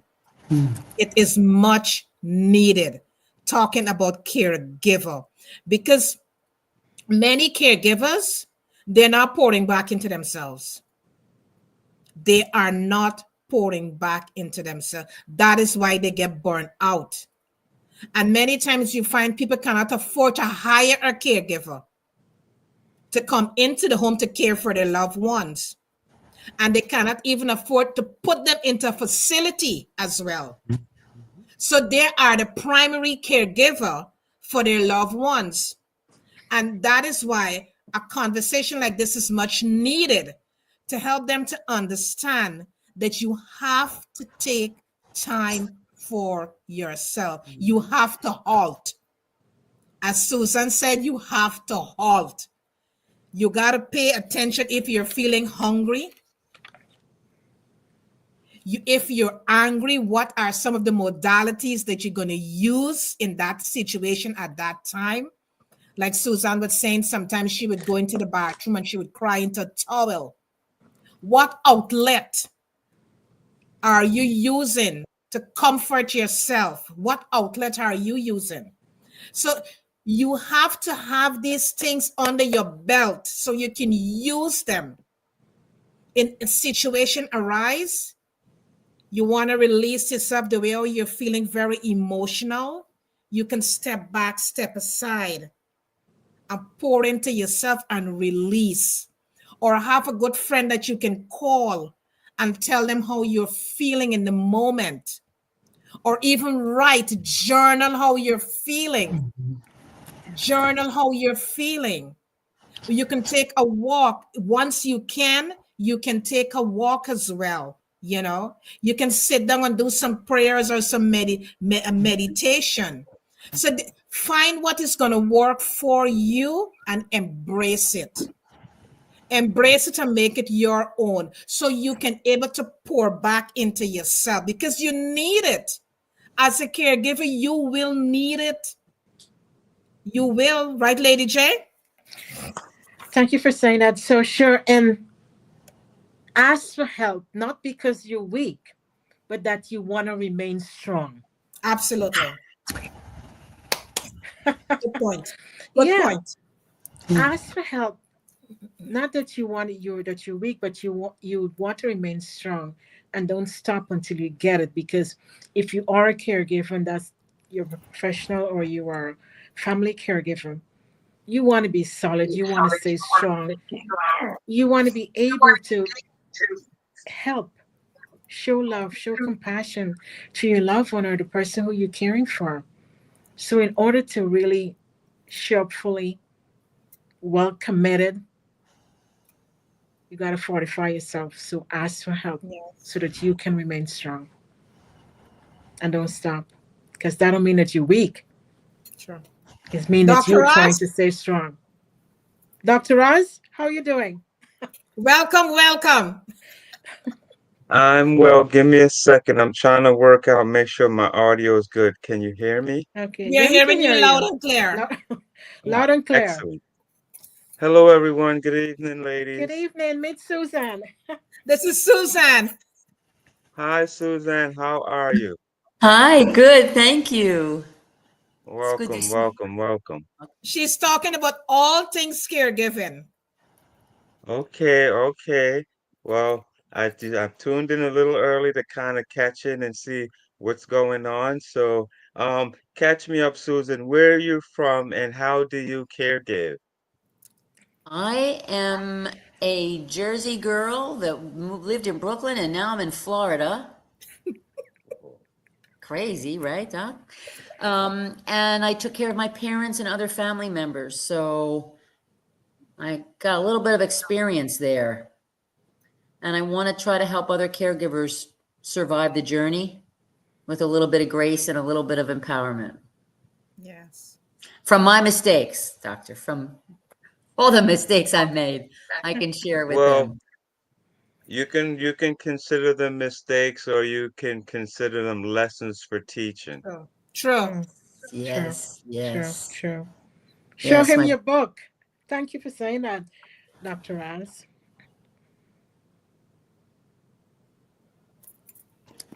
So that is the case. Can you hold that up again? Let me see, please, Susan.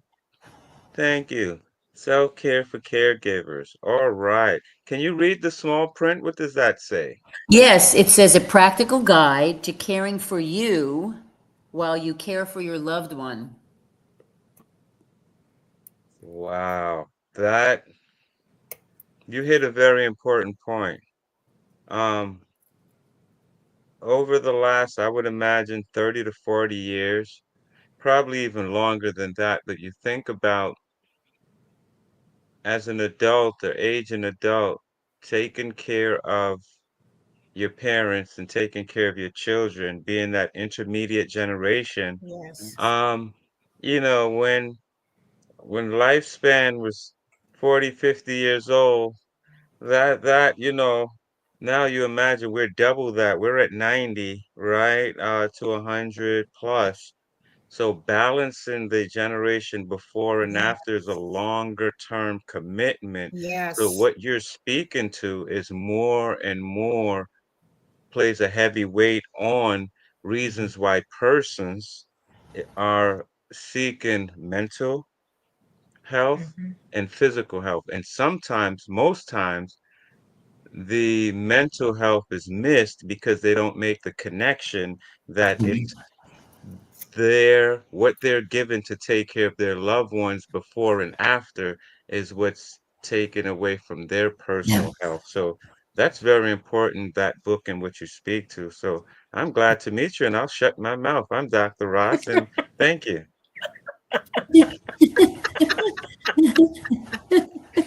Welcome. You understand the mission. You understand the mission. But Very well.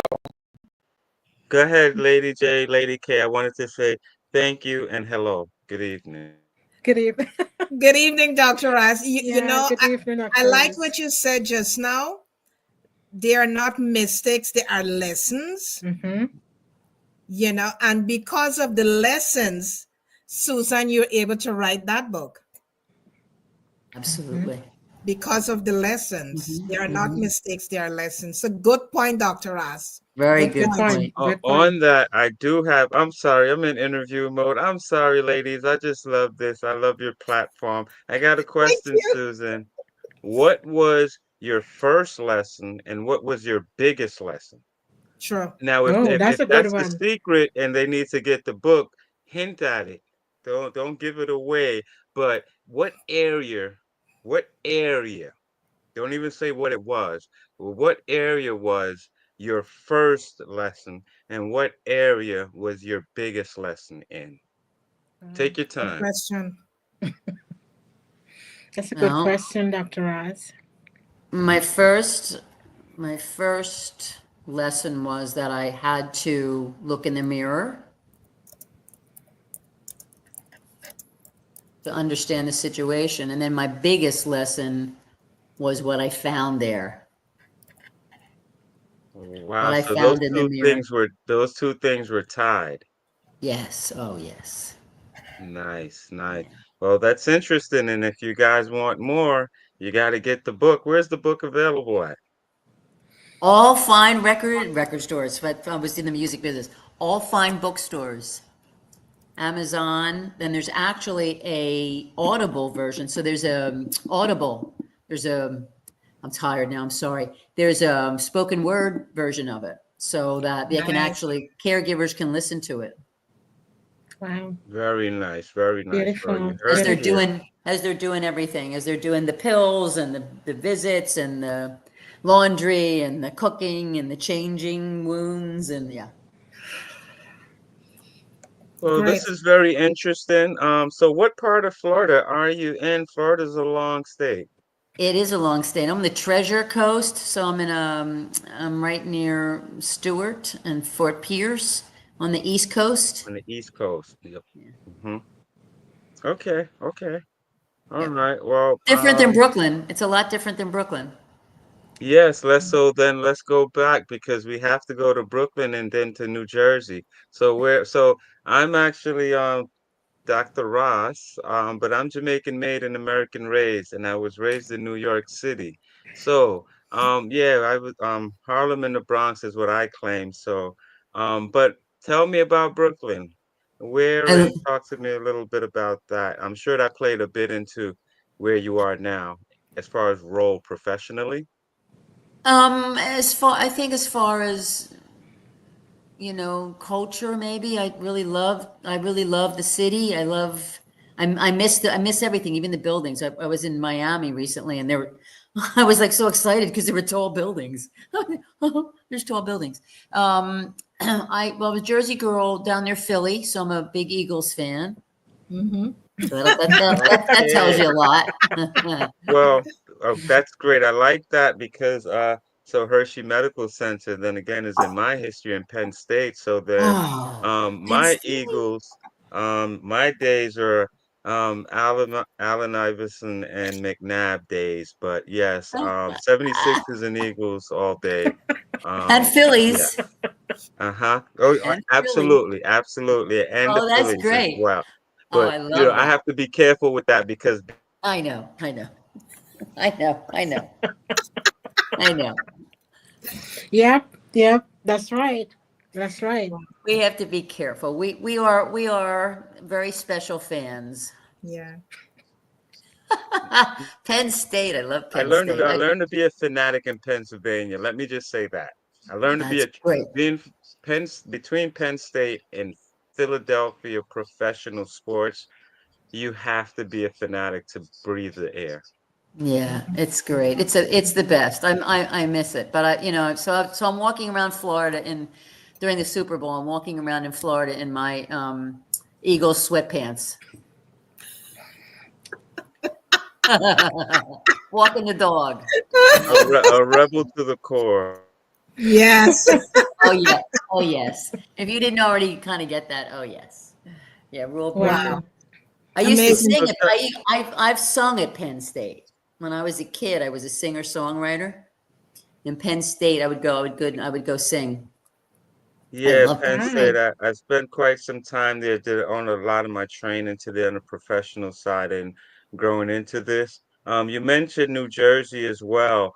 Yes. I can say Elizabethtown and Perth Amboy, a couple areas I'm familiar with. Elizabeth and Perth Amboy, but where in Jersey? Down. Do No, you? we call it Philly because I was like South Jersey, like Ha ha ha! Near You meant Camden and South. You Pennsylvania. meant South Jersey. Okay, Yeah, South okay. Jersey, I Philly. got They call you. I us got Philly you. down there. Yeah, All right, right, all right. right So, across the and bridge. now self-care in the middle of caring for everything else is where we're at, and Yes. in the southern east state now. Um, what level of audience or clientele do you cater to? Is it more individuals, professionals? How? Well, I think it's just caregivers in general. I think, just Mhm. I blog and I write and I do social media, and it's basically for caregivers all over the world. I mean, anybody who's a caregiver. Sure. I was telling the ladies that I'm getting more into speaking to companies that are now concerned about their caregiver employees, and actually I'm actually, which I'm very excited about, because my dad was a World War II bombardier pilot hero. He was like a World War II Wow. guy. Yeah. Wow. So I'm actually doing something for the Canadian Ministry of Defense. Their Wow. family, yeah, they're wounded warrior Wow. caregivers. I'm very excited about that. Congratulations. Thank you. I'm doing that this Wow. week, and I think I want to do more of that. Um, and I want to get more also into caregivers who are in recovery themselves, Yes. who are, Okay. This is awesome. So I want to hear some more about the wound care side of this, and then care caregivers as a profession. Um, can you speak to there's two things.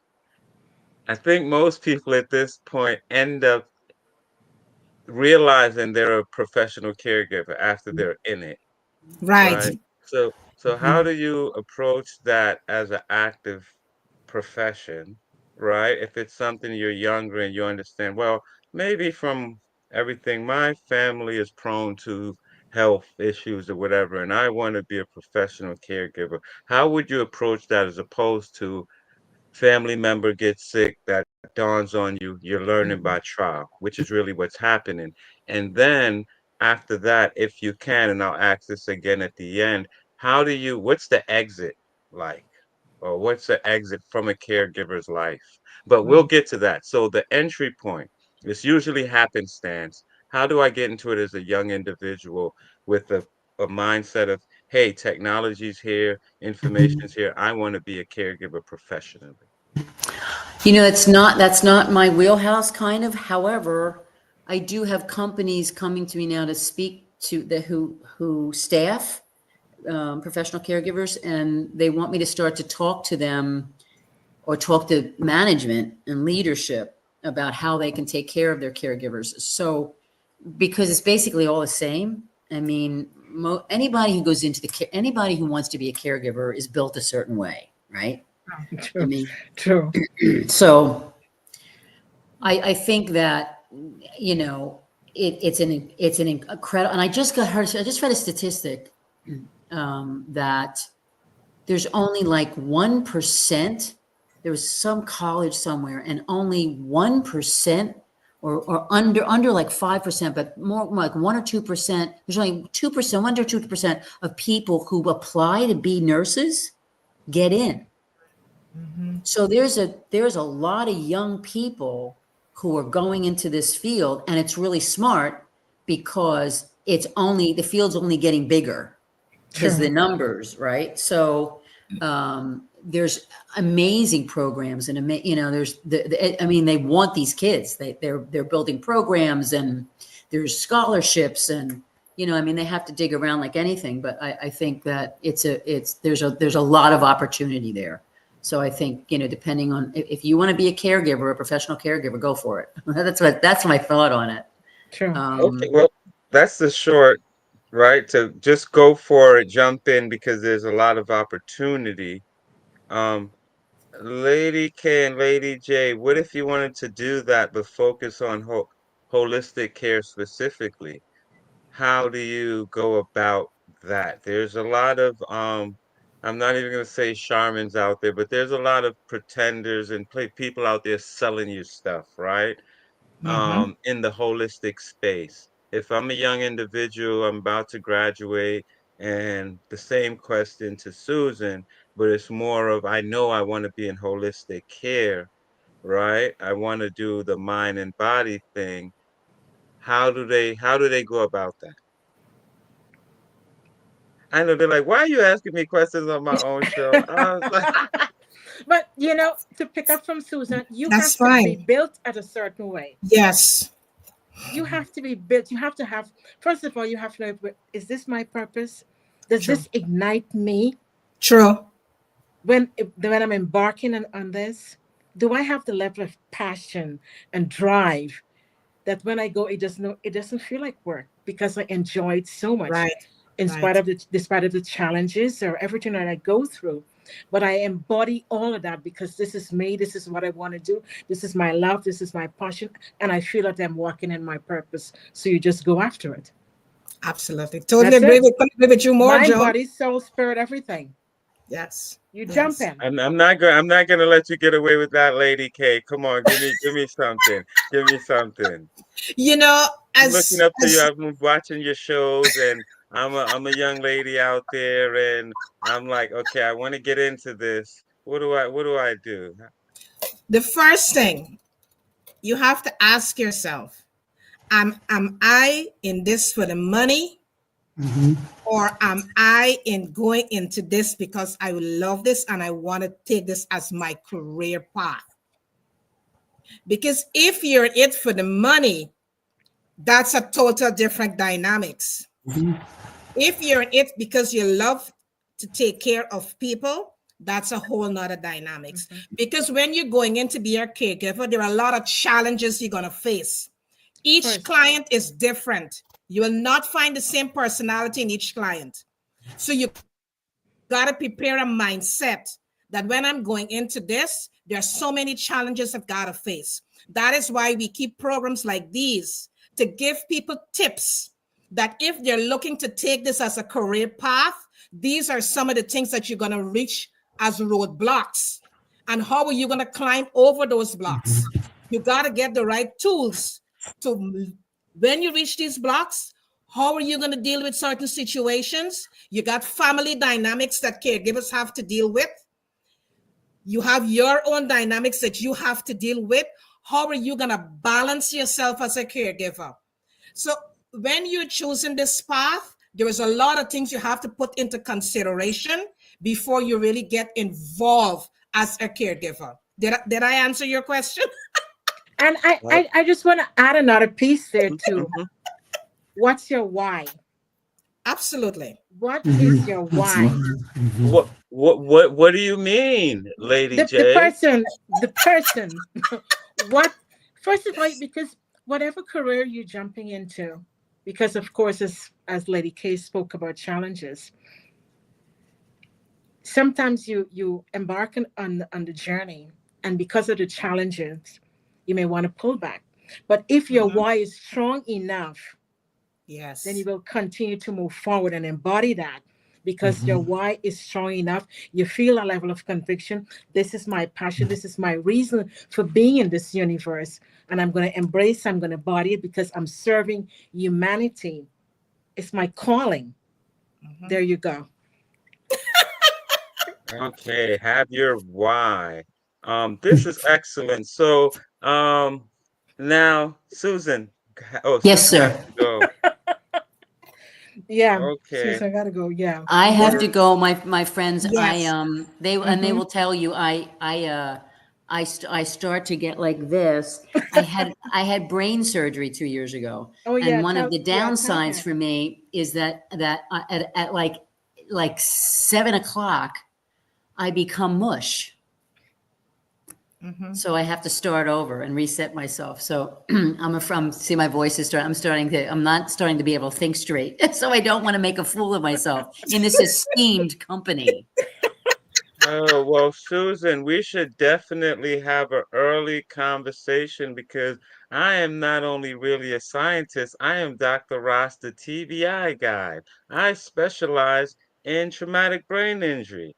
My whole thing is neurotrauma and endocrinology. If I would have did my regular spiel, you'd have heard all about it.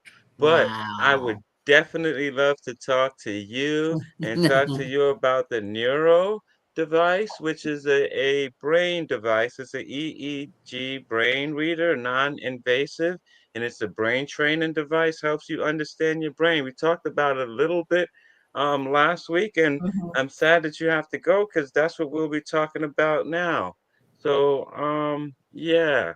Everything happens for a reason, We were just saying that True. earlier, True. right? True. Yes. Yeah. I would love. Listen. We're definitely.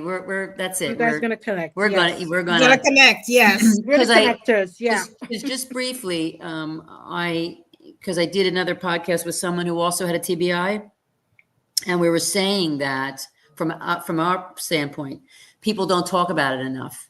That, in other words, there's not a lot of information for those of us who had TBI or surgical TBI, So we're just left hanging. Like, what do you mean it's taken me 2 years to feel better? You know what I mean? So I love that you're talking about. I was very interested when I saw who you were because your voice is very important to us out here. There's not a lot. They don't tell you. And I had great surgeons and they're wonderful, but they don't. We're kind of you get left out to dry a little bit because and I know you understand because it's an unusual thing, the brain and TBIs. Yes, we'll definitely have to have that conversation, and we can do it at the optimal time. But even as a professional, right before COVID, had two um, mild concussions and a mini stroke. So not only personally, but professionally, I'm there. We can have this conversation every day and all day. It took me Yeah. this long to heal and continue to heal to even have these conversations. Yeah. So Wow. we can Wow. definitely,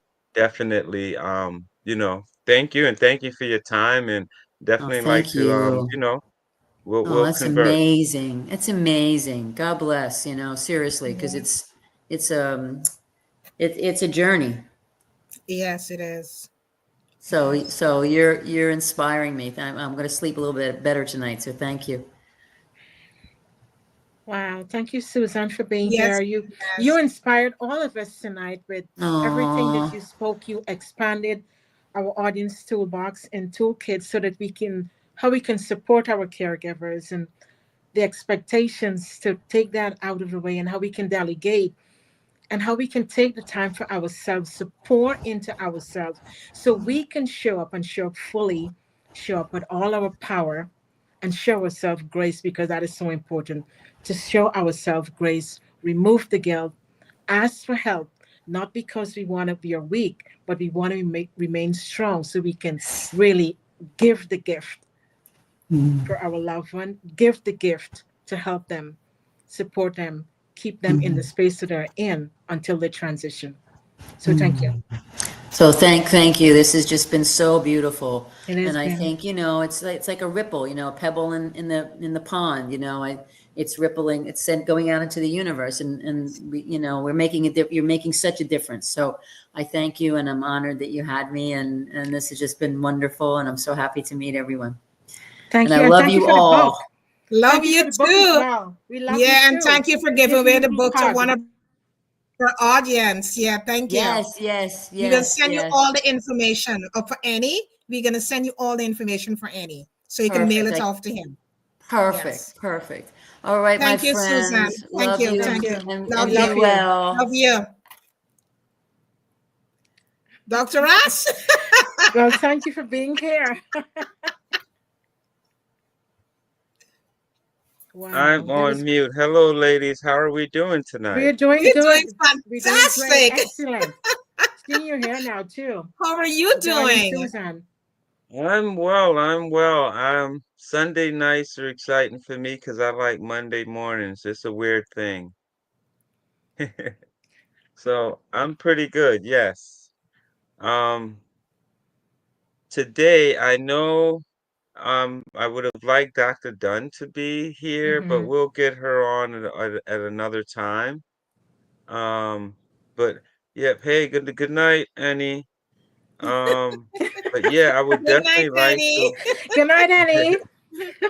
uh extend the talk into um oh man. Tommy Thank said you, Dr. thank Ross you, turns out to be a master interviewer. thank you, thank you. Um So yeah, Gosh. definitely this is a good transition into, we were talking about holistic care yet last week and understanding epigenetics and your Right. Right. genes and behavior and nutrition. And with all of that, I did wanted to talk about some technology side of that Mm-hmm. and about the neuro. So what I wanted to do, given the way you ladies audience is, I wanted to make it a way that they're actually taking away something from this Right. Right. conversation Thank you and for it's that. not just blah Mm-hmm. blah blah blah blah. Right. So Right. what I'm going to do is make this interactive in a way. I'm going to ask one of you ladies to actually pull up and share your screen with Google, right? And then is it possible for one of you to do that or would that be trouble? If not, I can pull it up, but I want to demonstrate how easy this is so then someone as well that's listening can be doing the same thing at the same time because all the information that I give is regularly available, but it's just putting that information together or just being aware of it. So So if it's possible, let me know. If not, I can pull it up, but I don't want I don't want it to seem like a preset thing, that's unattainable. Mm-hmm. you know what? We prefer you to do it. Yeah, you do it, and then we will make notes, and the audience will follow along with you too. Okay, so I'm going to do this, but again, we're going to get a participant next time because it really is. You have to, because for me to give it and to do it, it doesn't do the thing, right? Mhm. You Mm-hmm. you have to see how easy it is. to Mm-hmm. get to the information, to have the conversation, right? And that has to be demonstrated by us actually doing it, Mm-hmm. right? It's because if I'll do it, but as I do it, that comes across as a lecture and here's this. I don't want Mm-hmm. that. I want you to physically do it, Mm-hmm. okay? Mm-hmm. Mm-hmm. But I will, this is your lady show. I'm a guest, so I won't give you any extra work this time. Um, but yes, the idea is to really demonstrate this information is out there, right? And what we're talking about is, again, in understanding your health, what technologies, right, is available and that may or may not use artificial intelligence, AI, that can help you to actually better yourself, your health, your wellness, right? Even just general knowledge and what you learn. So that's what we're going to do. And so let me get my thing prepared here to Google, and then I'll share. So we'll do that here. Um, so did you ladies have any questions from last week, or were there any questions in the audience from last week that might want to ask while I get this page up? Yeah, some Sherry was asking if you can like go a little deeper with the My Happy Janes, because she never suffered Okay, from anxiety and depression and all that kind of stuff. So she had wanted you to go a little bit more deeper in that and explain to us. absolutely. Absolutely. I'll do that. And but before I do that,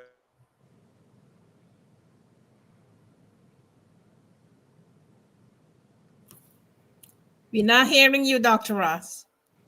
oh, I'm sorry. I was Mm-hmm. saying, yes, we can definitely go back over some of that Mm-hmm. for clarity, my happy Right, genes. But I right. did see some comments in here from Michelle and a few other people about traumatic brain injury. So I just Mm-hmm. kind of wanted to address that Right, there, right. that they did make. So I think it started around here. She did mention, first of all, shout out to Sarasota. She lives in Port St. Lucia. So shout out to her for that. Yeah, shout out to Um, her. and then yeah, she mentioned that she's going in for more inpatient EEG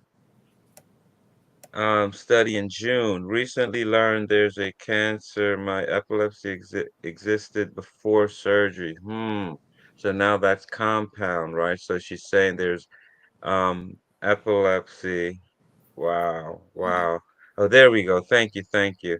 Something about a left temporal seizure was recorded versus right one. Yes.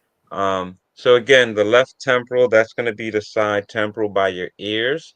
So she's saying there were differences in the left and the right sides of her brain as far as EEG, which is electrical activity in the cortex of the brain, or more surface area of the brain.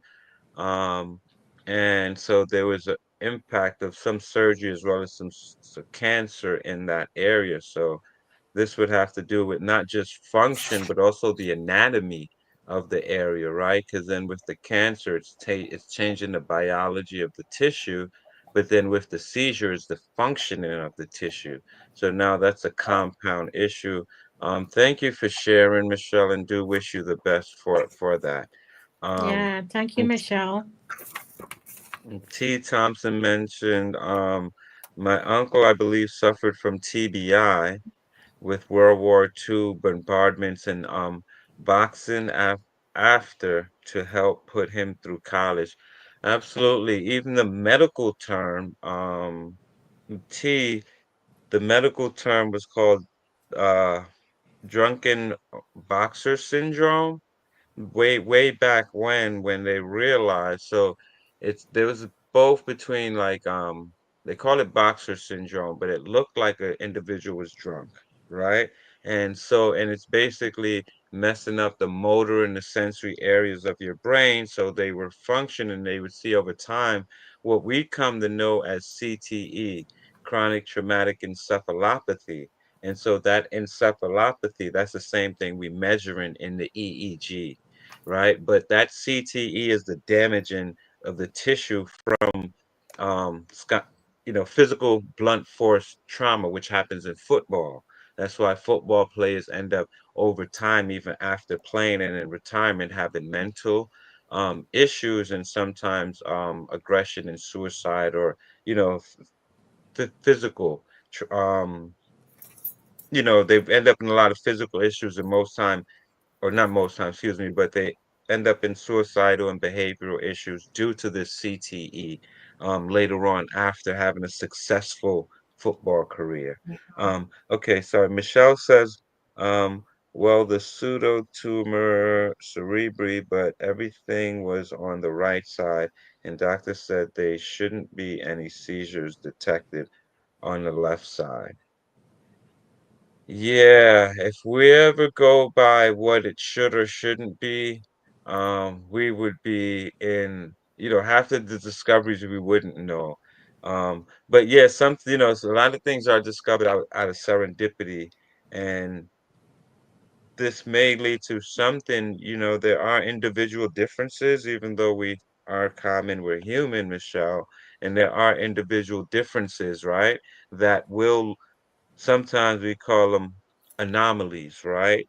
So it's something where we just don't know how to explain it yet because we haven't seen it before. And you may be that unique case, but we do wish you the best in your medical pursuits of health and wealth and happiness. Ladies, Thank you. Thank you. Yeah, thank you Thank you, so much. Michelle, for the Yes. question. Yeah, yeah. Michelle is amazing. Yeah, she Yeah. is. She's absolutely amazing. She was on the show too as well a couple of times. Yeah. She's Yeah. amazing. yeah, yes, I know Michelle, her. connect with Dr. Oz. Yes, I know her from I think we're connected on LinkedIn, and You she guys are is connected. Okay, good. she yeah, she has a nice room that she do keep some times where if you are available, have nothing going on, definitely drop in, and she is more than Mm-hmm. welcome. I mean, more than inviting to go way beyond the time if the conversation is willing Right, and right. is that. She's not beholden by that, so it's pretty cool free space. Hey, Michelle, thank you so much for supporting and Yeah, participating. yeah, yeah. Um, so with my happy gene ladies, why don't we begin by you ladies telling me what you got and what you do know, and then we'll pick up from there. You Right? mean Legit? So there, what go we ahead. understood from what you explained last week? Yes, like from last week. Just tell me about what you got from My Happy Gene, or where I'd like to address more targeted questions, which I believe if you have, they have, right? Right. That's the thing about questions. If you came up with it, probably someone else did too, and you could be answering that for someone watching as well. Mhm. But it's not a test or anything like that. You're not No, being no, no, graded. no, It's we're right. good. We're good. We're good. I mean, last week you explained to us because the My Happy Genes based on Dr. Dunn. I think this is her specialty area, but that's Mhm. how it gave birth because she was not really have the level of happiness, and there was various studies that were done, and that Mhm. some total came up, and then well, I'm going to leave the medical terms for you. The specific tests they were done, and after that happened, that she come to the place where she became happy again, and she found the level of happiness, found the level of joy, if you want to use the word bliss, in her life again. So we put it over back to you,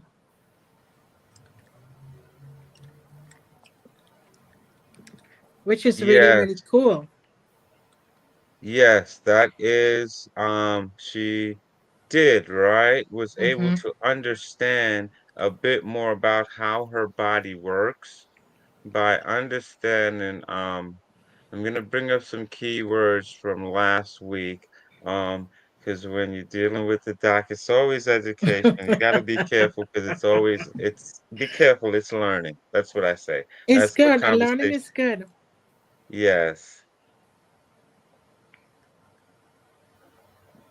Yeah, so that's she's saying a fantasia makes my questions usually complex and hard to articulate. And again, that has to do with the speech and language centers of the brain. And so having seizures, which are systemic, they impact the series of connected networks of cells along a pathway. And so if it interacts with the language pathway, which has to do with not just speaking words, motor speaking words, but also the comprehension and meaning of these words, right? All of this is happening in the brain. Yeah, it can affect your ability to, even though you might be able to think of the right question, asking it may be a problem, right? Or you're able to ask it, but then putting it together may be a problem. So, it's all different factors and just depend. But again, just speaking to what Michelle just commented on. But to Dr. Dunn, yeah, she was, as she famously mentions, is that this happened after 40 years, which is 4 decades of life, to not have experienced what you would commonly just imagine euphoria, right? The word euphoria. And you think of synonyms related to happiness and joy, Mm-hmm. right? Even just being content. Now, these are, we can, as we pile on more words, we can go on a spectrum. Imagine not even being able to be on anywhere on that spectrum because that whole system doesn't work because of one little cofactor, one little enzyme, a molecule, something is just not formed right. So this whole system and spectrum of happiness, joy, elation, all of this, right? You can't tap into. So having the ability to understand that, okay, not only this is a problem, but also understanding that a potential solution is related to nutrition and giving you the power that I have control over at least partly, right, of what I consume, which what you consume is where nutrition comes from. Now this gives you control over your health. And now you understand that. Now you have control over your ability to be happy. Um, I would have formed a company name, My Happy Jeans as well, right? And that's exactly where where the company comes from. Then is understanding not only your genetics and the like the conditions that go on top of your genetics, which is just life conditions, things you experience with that, right? So the nature nurture, that's the combination of that nature nurture. That's what epigenetics is. But when that plays out into actual diet, what's available, what you're eating, the biochemistry, the physiology, and how your body works, um, I think that's the ultimate holistic approach to healing and health and happiness and the demonstration thereof. And that's why I'm promote the product and Dr. Dunn from a scientific and a research side, but also from a mental cognitive health side, um, from a sustainability side of just finding a natural as opposed to filling yourself up with a bunch of different types of drugs, or pharmaceuticals to try to feel happy or take away the sadness. How do I understand? How do my body process things? Put that together to just be okay. And within that, you found my happy genes. And everyone can find their happy genes by understanding that for themselves. And that's what this provides. Wow. Wow. It's truly amazing how our bodies are so intelligent and how our bodies can really respond to certain things. And another thing that comes to mind as well is that our bodies give us signals to let us know when things are not right. But many times we don't really pay attention to these signals. We always take the signal to something else and not realizing what's really happening within the body. And I really like when you said about nurture. How are we nurturing this temple? What are we consuming? You also talk about consuming. What are we consuming that is healthy enough to nurture this body that we are carrying around? That is why we have to pay attention to the things that we are listening to, the things that we are consuming as well, because all come hand in hand to help the body to function effectively each and every day that we live. Am I correct, Dr. Ross? You are 1000% correct. I think we need to come back to one thing is bring back "You Are What You Eat" campaign Right. Mm-hmm. is very important to bring back. But Yes. another thing I want to add on to that where I think we're missing and complements what you're saying is you brought it up beautifully. Thank You're you. we're talking about nutrition, right? Some you're consuming, and you said, be careful what you're listening to. Be careful what you're seeing, Yes. right? Mm-hmm. Be careful what you're tasting, smelling. How you Right. taking information in this world, Mm-hmm. because that's what makes up who you are, Right. right? So active in if we're active guards at these gates of reception into our brain, we can have a better functioning brain as individuals, right? And with that, I think a big thing that we're missing, and take me a time here to selflessly or selfishly promote real authentic styles and my clothing company and Royal Hemp Nepal, but what we wear, right, on our bodies, because I don't know what you ladies do on for the fall when it gets cold, if you're part of a nudist colony or what, but we wear clothes all the time, right? And something we don't talk about is the contribution of the toxins in our clothes Mm-hmm. and just the things we're exposing the latent elements. Let me not even just say tie. I don't want to be sued by anything, any clothing company or anything, but you understand the materials that we put on the body and the disassociation between these regularly available materials and the frequency and resonance and health that these things put off and how they're in conflict with the human biology and the body. And we need to find a better way as we find more functional clothes and we're putting all our technologies into clothes and you know what I mean? Soon we'll be having conversations with our clothes. How can we interject the health component of something that your clothes is closer to you than your lover, right? Think about it. Your clothes is something that's physically closer to you and more attached to you than the person you've committed to love in this life. I Mhm. think it's important for us to rethink about clothes and what that means and what opportunities there with healthy clothes. Yeah, yeah, yeah, yeah.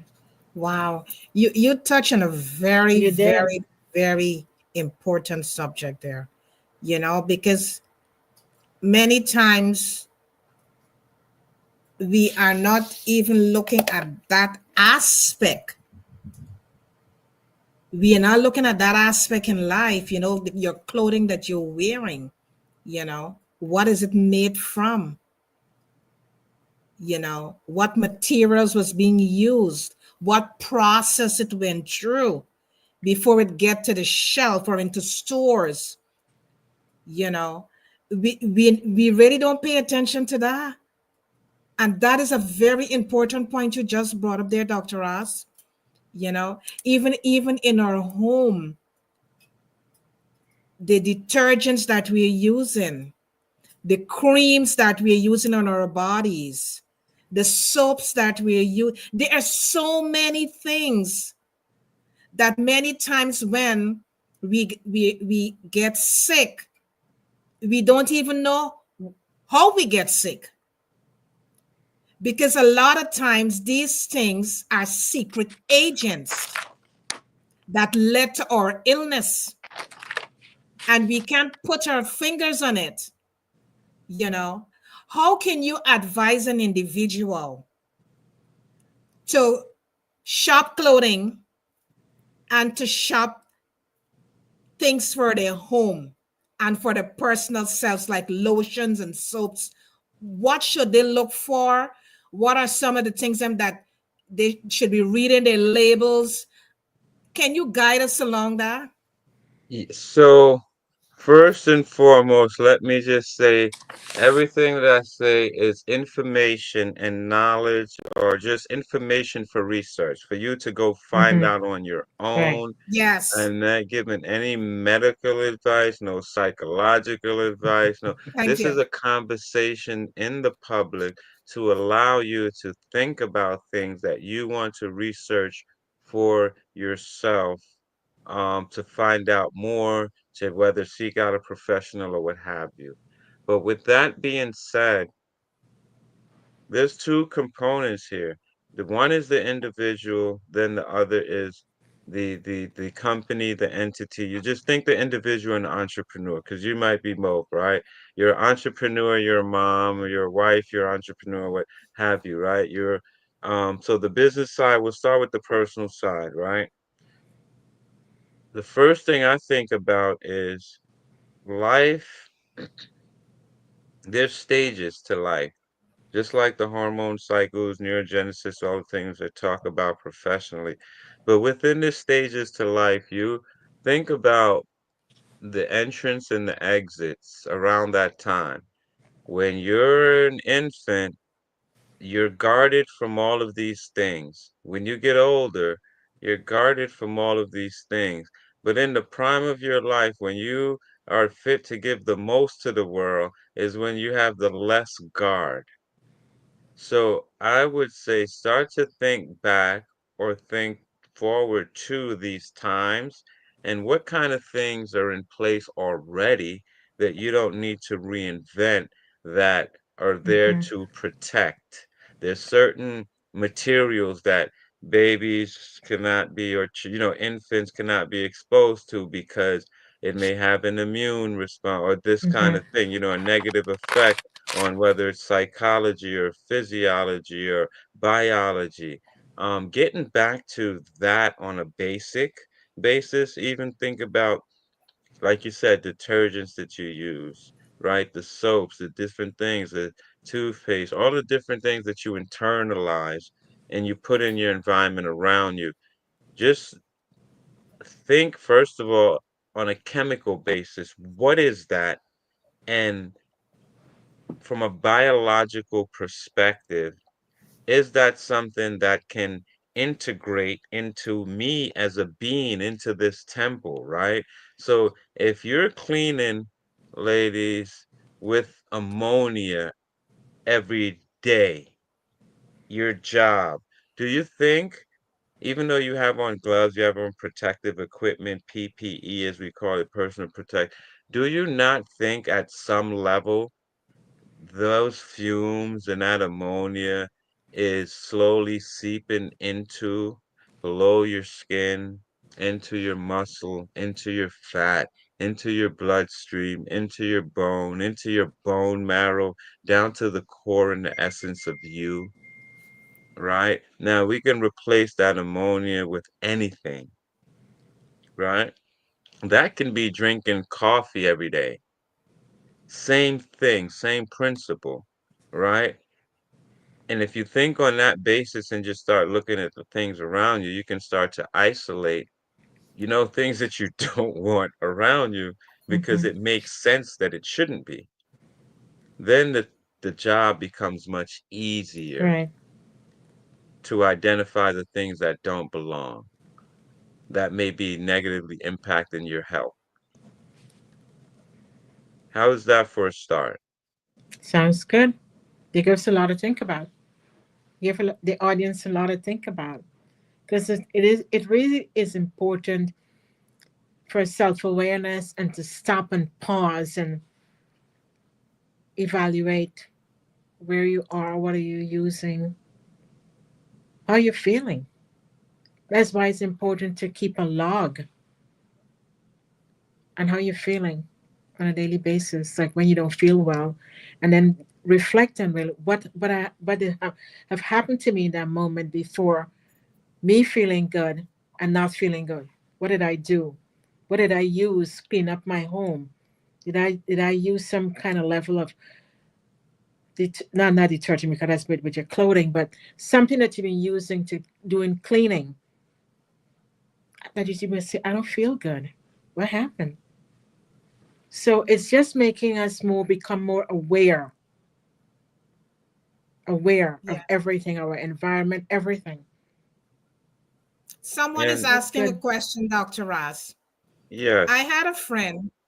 I had a friend who had some parts of his brain blown out by accident with a 357 weapon. He lived, but was different. He didn't remember his childhood nor anything leading up to the accident. The doctor wasn't sure he would recover, but he physically was the same, but mentally, he only trusted a few people. Since some parts of his brain left, the skull and could not be replaced, could technology today figure out what parts are missing? Wow. Thanks for the question. wow, that's an excellent question. I want Yeah. you to digest that question for a minute there.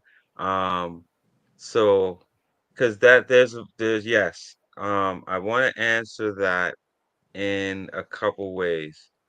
The first way is this. Give me 1 second here. I would like to. I'm going to share my screen again in a second. Let me stop that. Excellent question, by the way. Let's see here.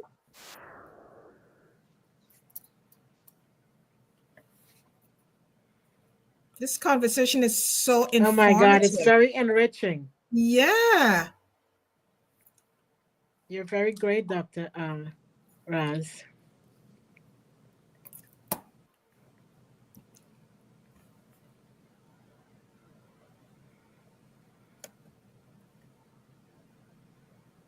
And we just want to thank all our participants who are Audience, yeah. sharing their comments, and it's really good. Yeah, it is. We just thank you so much. Make the Simplistically conversation explain very interactive. Yeah. neuroscience, where I simplistically explain neuroscience topics in 2 minutes or less. In this installment, I will discuss the hippocampus. There is a hippocampus in the temporal lobe of each cerebral hemisphere. The name hippocampus comes from the Greek for seahorse because when it is removed from the brain, it vaguely resembles a seahorse. Although it has many functions, the hippocampus is best known for its role in memory. The hippocampus is part of a larger structure in the temporal lobe called the hippocampal formation. Definitions of what structures are included in the hippocampal formation vary, but generally it is considered to at least include the hippocampus, the adjacent cortex, which is called the hippocampal or parahippocampal gyrus, and a strip of gray matter in between the two called the dentate gyrus. Mhm. The hippocampal gyrus contains areas called the entorhinal cortex and subiculum, which are both involved in the flow of information through the hippocampus. In addition to being compared to a seahorse, the hippocampus has also been likened to the curved horn of a ram or the horns of the ancient Egyptian god Amun, and thus has been called Amun's horn or cornu amonis. Accordingly, the hippocampus is subdivided anatomically into 4 regions designated CA1 through CA4. The CA stands for cornu amonis. The hippocampus receives information from the rest of the cerebral cortex primarily via the perforant pathway, which originates in the entorhinal cortex and projects to the dentate gyrus. Fibers then leave the dentate gyrus and project to neurons in the CA3 region of the hippocampus. Neurons in CA3 then send axons to neurons in the CA1 region, which projects to neurons in the subiculum. The subiculum can be considered the main output region of the hippocampal formation. Fibers from the subiculum project back upon neurons in the entorhinal cortex, and then fibers from the entorhinal cortex travel out to a variety of areas in the cerebrum. Output fibers also leave the subiculum and hippocampus and enter the fornix, a fiber bundle that connects the hippocampus with a variety of subcortical areas like the thalamus and hypothalamus. Okay. Wow.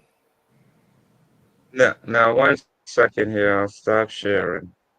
So now that didn't talk a lot about function. Now I could have talked about memory, short-term memory, long-term memory, but his question is asking, could we identify where in the brain? So what that just showed you was basically a memory highway of how the path in the brain and how memory is formed, right? Like the pathway that's involved with that within the hippocampus, and from what you just learned, right, or from what you just seen, and normally with the students now, if we do this, I can do like this now, and from those areas, I can show you like that dentate gyrus, the CA3, CA4, where the information came in and out, and then you can kind of get that in your brain of that pathway, that information that just went in, and then it comes back out and go around. Well, his question was, with technology,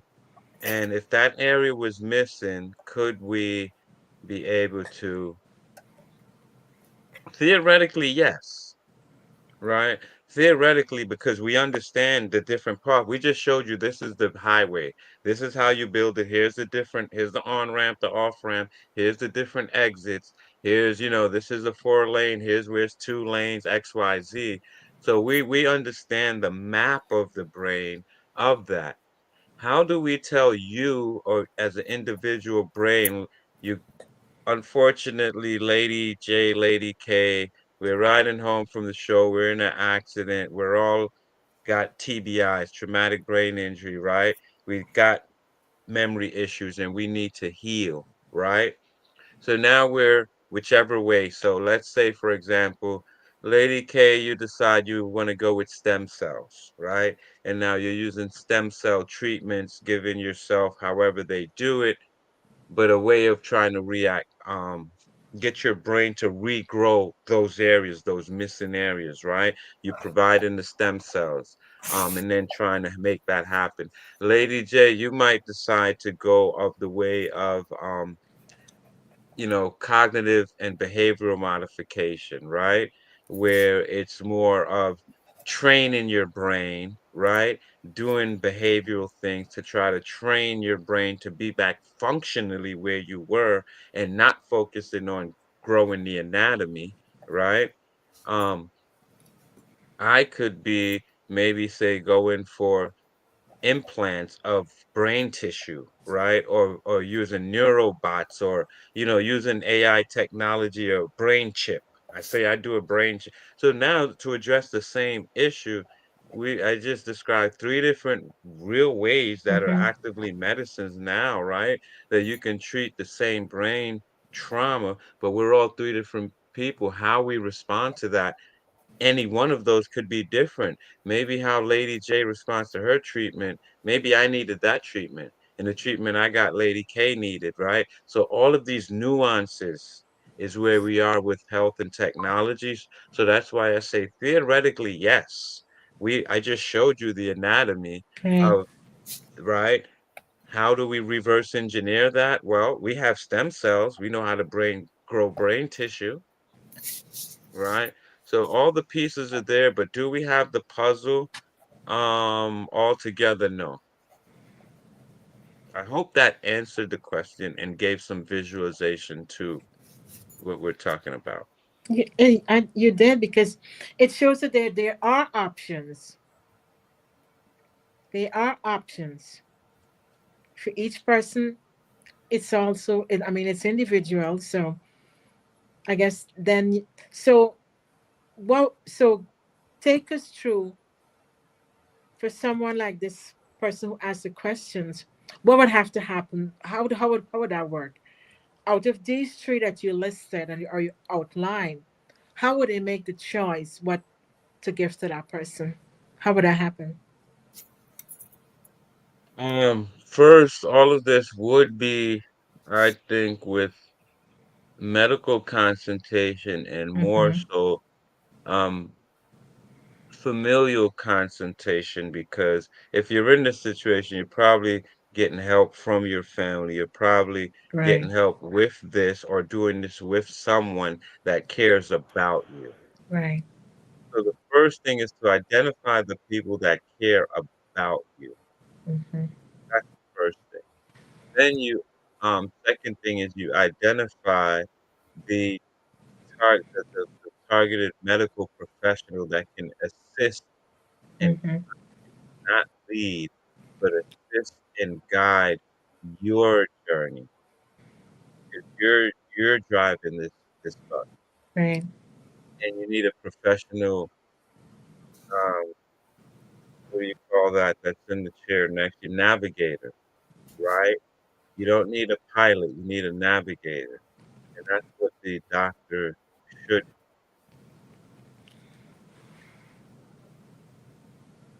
Wow. This is such an impactful conversation, Dr. Ross, Wow. because many people,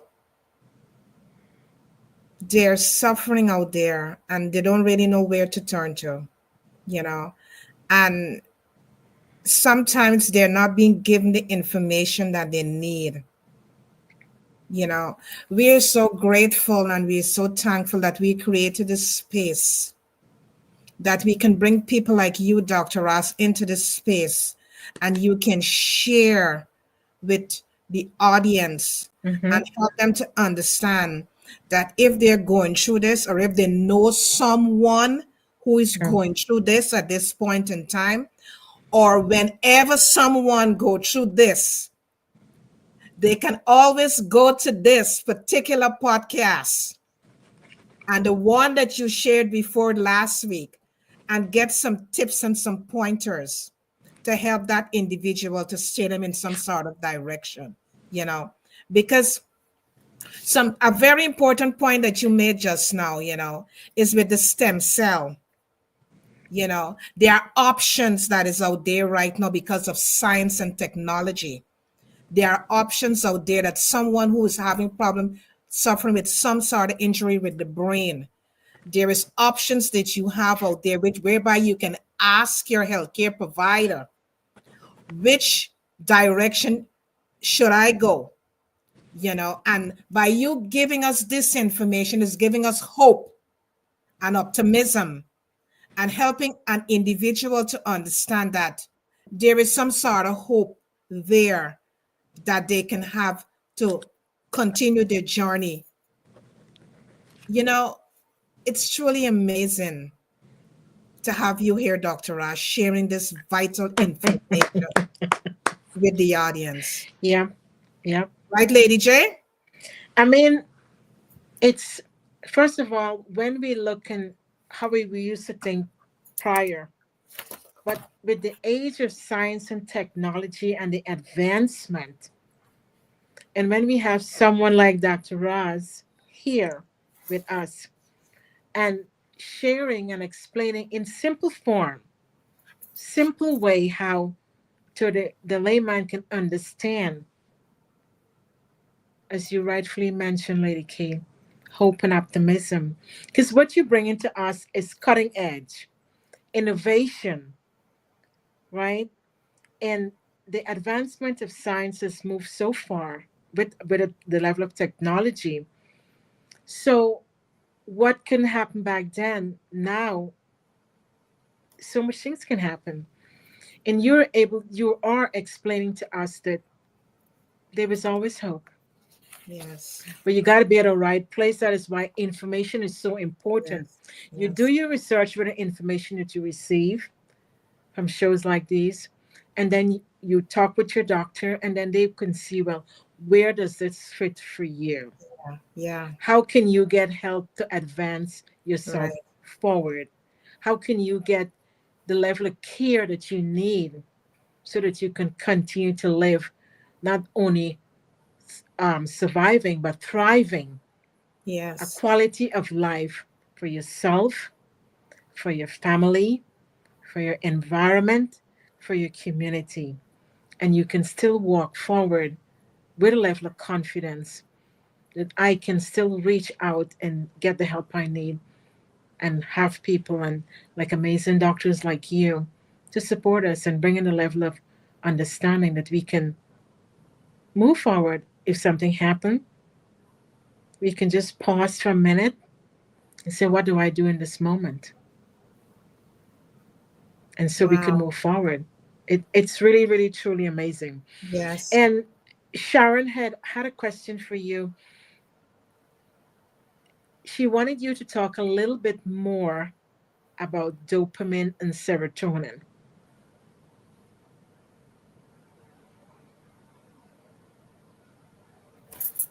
Can you hear us? Absolutely. Absolutely. We can definitely do that.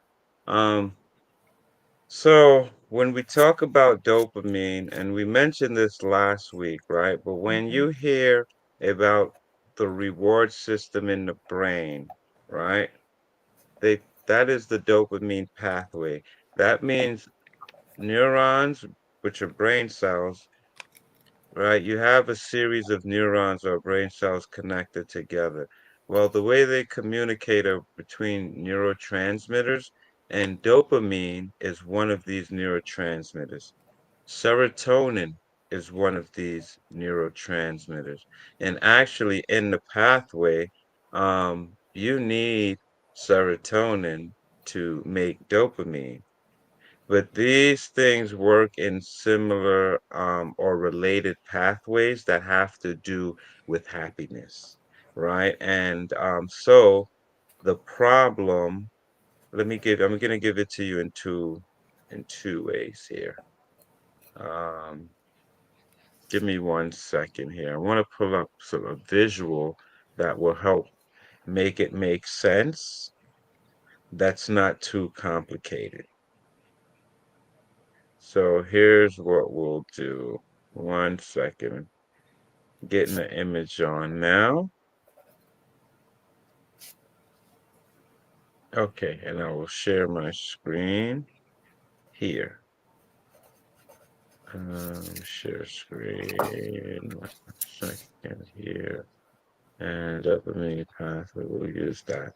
Okay, this is simple enough. Okay, so as we spoke about neurons again and brain cells being connected or related pathways, right? So as you see on the screen here, you can see on the screen there that I'm sharing, you have your dopamine pathway, which is used in two different systems, right? This nigrostriatal pathway, and then you have this VTA to your prefrontal cortex, right? And both of these basically release again dopamine, and these are related into behaviors and then into motion.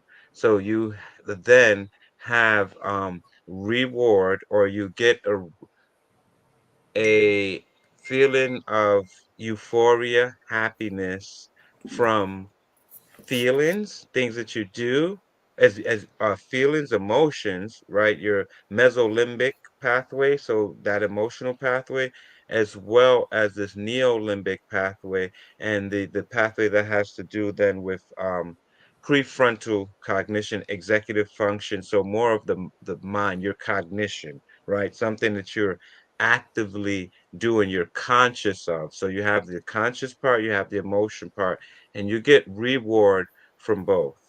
Now, the 5-HT or serotonin and dopamine, without getting into the deep details of each other, but you need serotonin, and I can pull up the metabolic pathway, but you need serotonin.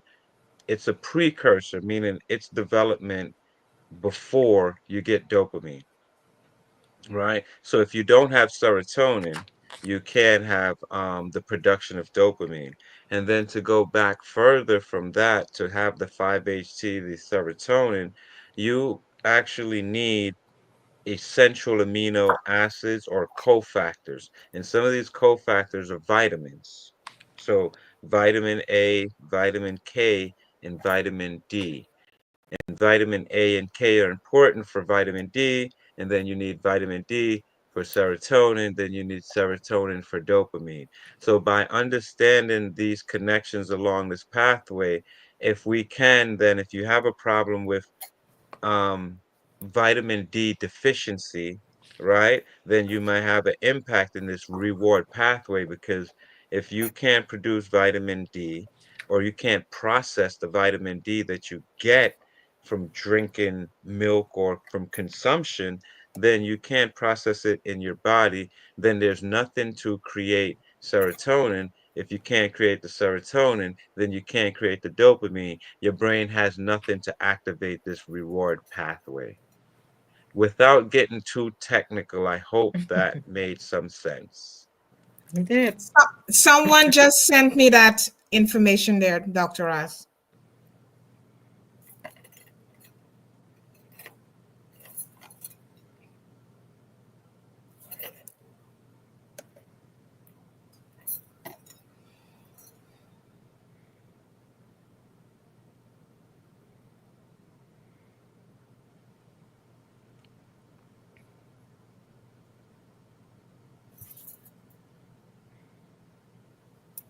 Yes, very, very interesting question. Recurrent or repetitive concussions, right? Repeated brain injury is a big thing. Depending on, again, occupation is a big thing. But yes, it's recurrent concussions is actually different in the physiology and recovery or rehabilitation as it is from just a one-time event. It's kind of like, also we learned that with strokes, right? So if you think of in the brain trauma space and a traumatic brain injury, right? You think of a stroke, which has to do with blood flow, right? And now if you stop getting blood to an area, right? You basically, if you bleed out from that stroke, that area is not getting blood. So it's not getting nutrients, it's not getting what it needs. That's going to be a problem for that brain area, right?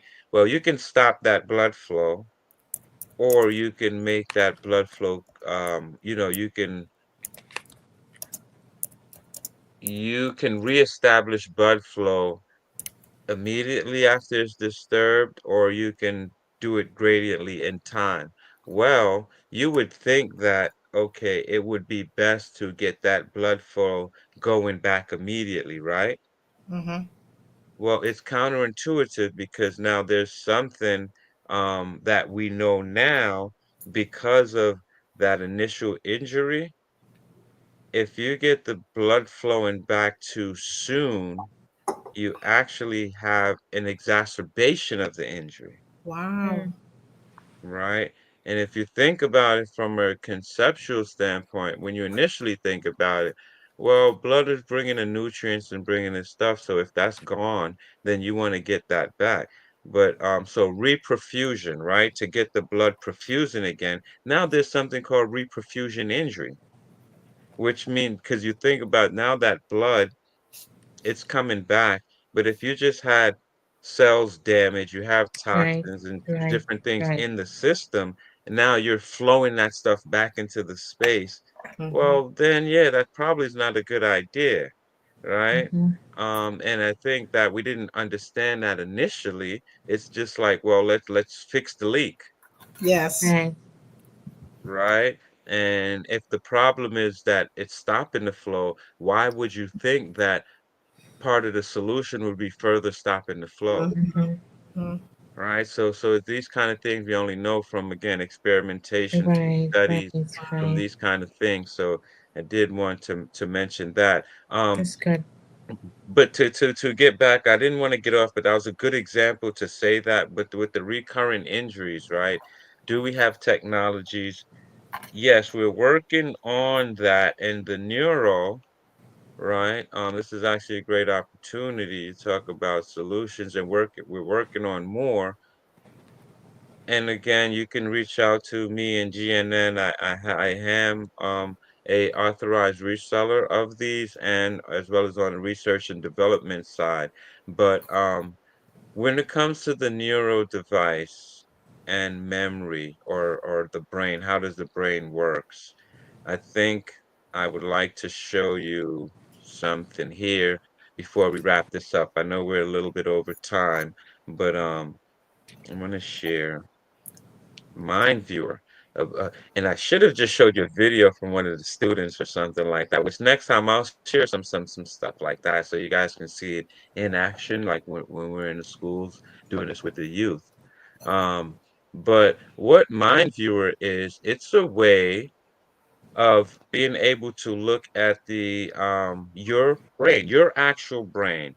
So understanding the five brain waves: theta, alpha, beta, gamma, delta. There are different types of brain waves at different frequencies, and by using this software, Mind Viewer, you can look at these individual brain waves collectively in your brain, in different areas while you're doing a task or at rest.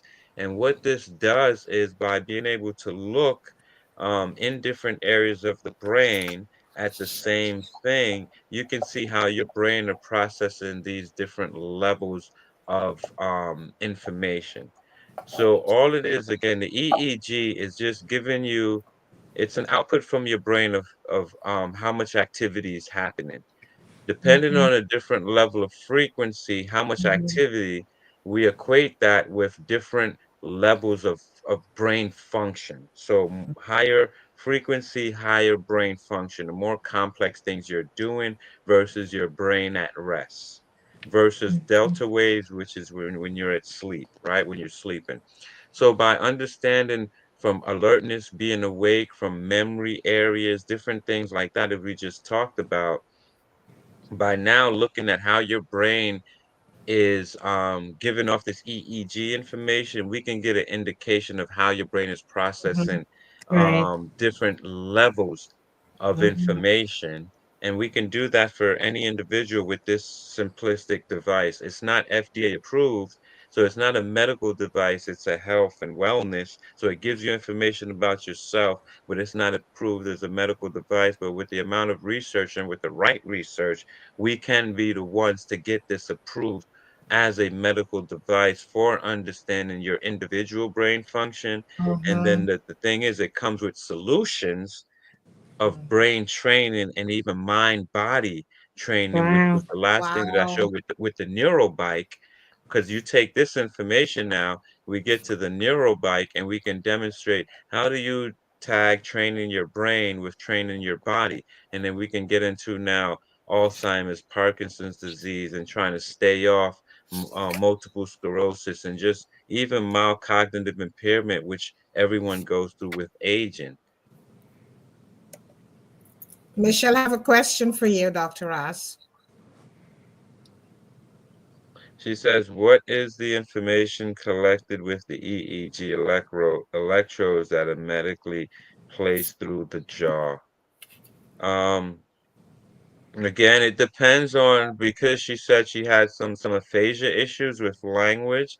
They could be testing for her specifically the motor connections, right? Because you have your two brain language centers, right? And now, if the central sensors are going to take more of the semantics, right, of the words and language and how you put them together, but then what would be connected to then the muscle jaws, and this thing would then be the actual uttering of these words, making the sounds and the noise, the putting your mouth and your face in the position to make the sounds, which would then be connected to more the operation of saying that. So if they might be testing that for her. Other than that, it would be a reference electrode, which is just a reference point, just like a battery. You have to have when you put on to jump a battery, you need a reference, a ground, and then you have your active line. It's the same thing. You need a reference, a ground for that electrical activity that it's collecting. Sure.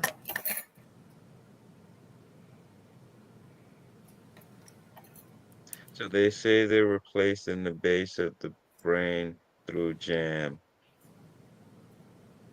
Again, for your, and we're not, this is not a medical consultation, but just in general, again, it depends on, for the individual, as they learn more, they can start to personalize their approach to the issue. Because again, your seizures, the location of, and what's happening depending on the technique and what they're doing can vary depending on what they're testing again, right?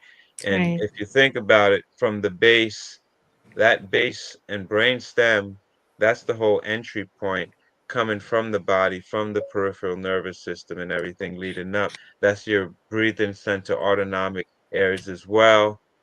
You think about the jaw and all of that. You think prefrontal cortex, all the exiting of everything. So the system lies in between everything there, right? So again, I can't give you any personal, Michelle, inference on what you speak of, but I can again speak from a general standpoint.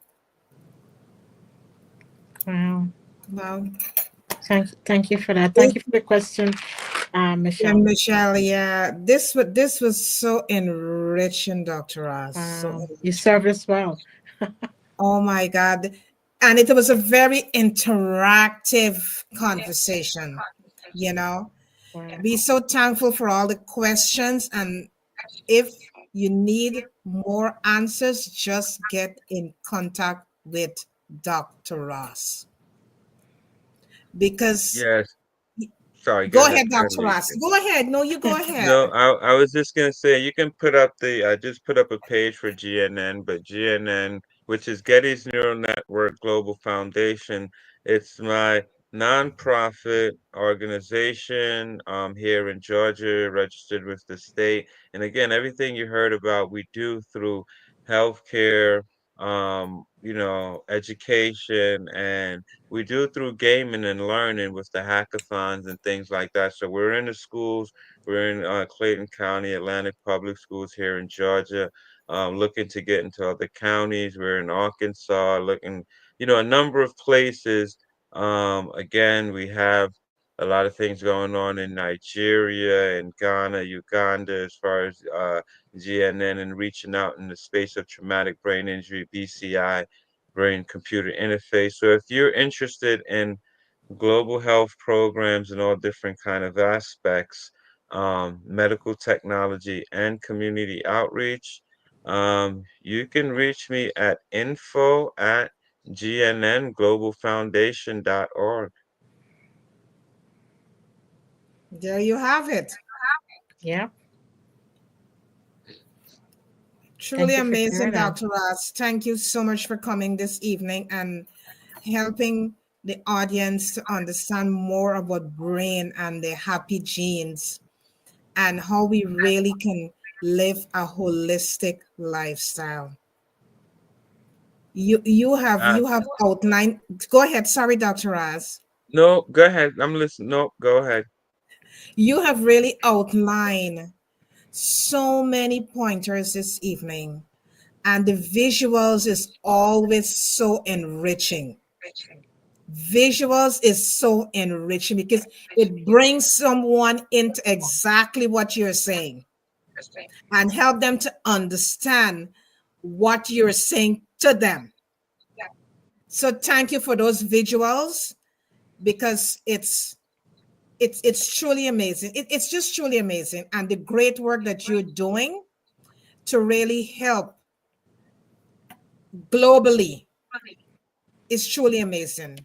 And thank you so much for taking the time and putting in the work on this journey, because it's a lot of time and it's a lot of work, tirelessly challenging on this journey to where you are right now. And you're only beginning to start. This is just the surface, Yeah. you know, because we all can see it's your passion. And that is what you wake up for every day. It's to help humanity. You wake up for that every day. It's to help humanity. And hats off to you. Thank you so much. And let me just say for everything that you guys heard, if you're interested in bringing this in your K through 12 schools, we do have a way of doing this, and even we cater and personalize to whatever topic you want. It don't have to just be neuroscience, brain stuff, but anything across the curriculum. We do have this Hacktonia, which we do teach you about AI technology in healthcare. We have health hackathons, health hacks. So you can learn some of this stuff here and you learn to use technology to understand. And how do we use the technology to teach you about something you want to learn? Mhm, mhm. Right. So that's what we do there. And we do it officially with the schools at the school level, at the district level. So Hacktonia, it's a place, it starts in the mind, but we teach you how to, we demystify AI technology, show you how to reverse engineer, and you won't be scared of it. You'll start to see how it works, right? By deconstructing things that you already use and know, Right. and then from there you build your own, and now Mhm, you have your own to be able to explain to people how AI technology works because you just built your own, and it's mhm. really that simple.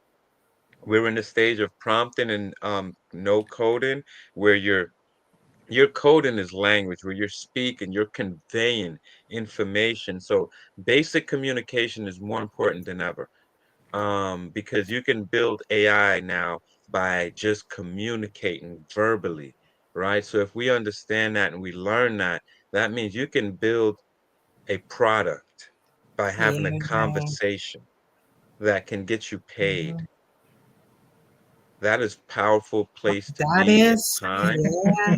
right? And so with that, Hacktonia, what we do on the individual school level, it's a low buy-in. It's $5 a student. Mhm. You know, it's very cheap. We train teachers so the schools can do this on their own and we get out the way, right? But any topic, holistic healing, any topic you want, entrepreneurship, whatever your business is, very easy. We come in, we show you how to do it. We do it in activity with you.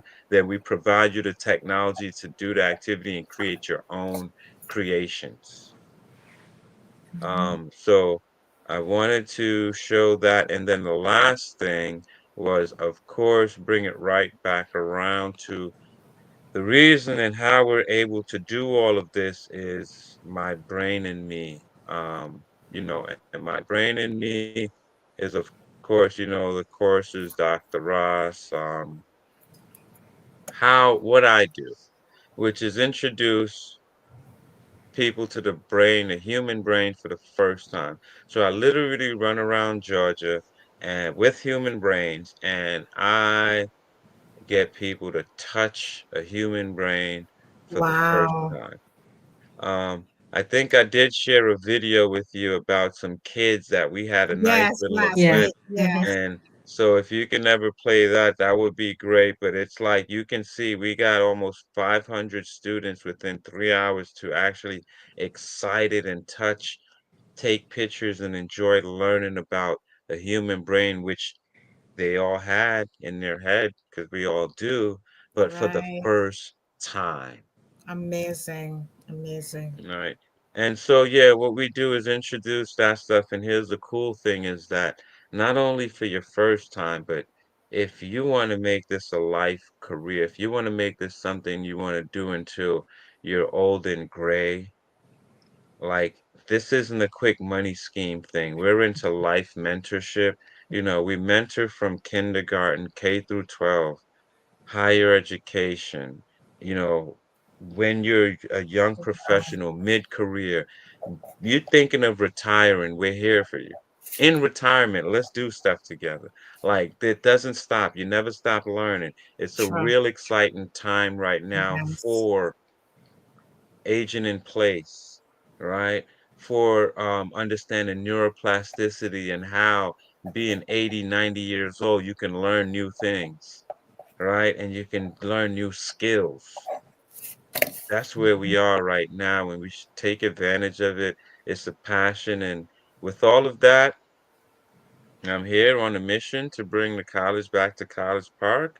I'm Dr. Ross, really a scientist, and we can use whatever support and contributions in kind to keep interacting with the community.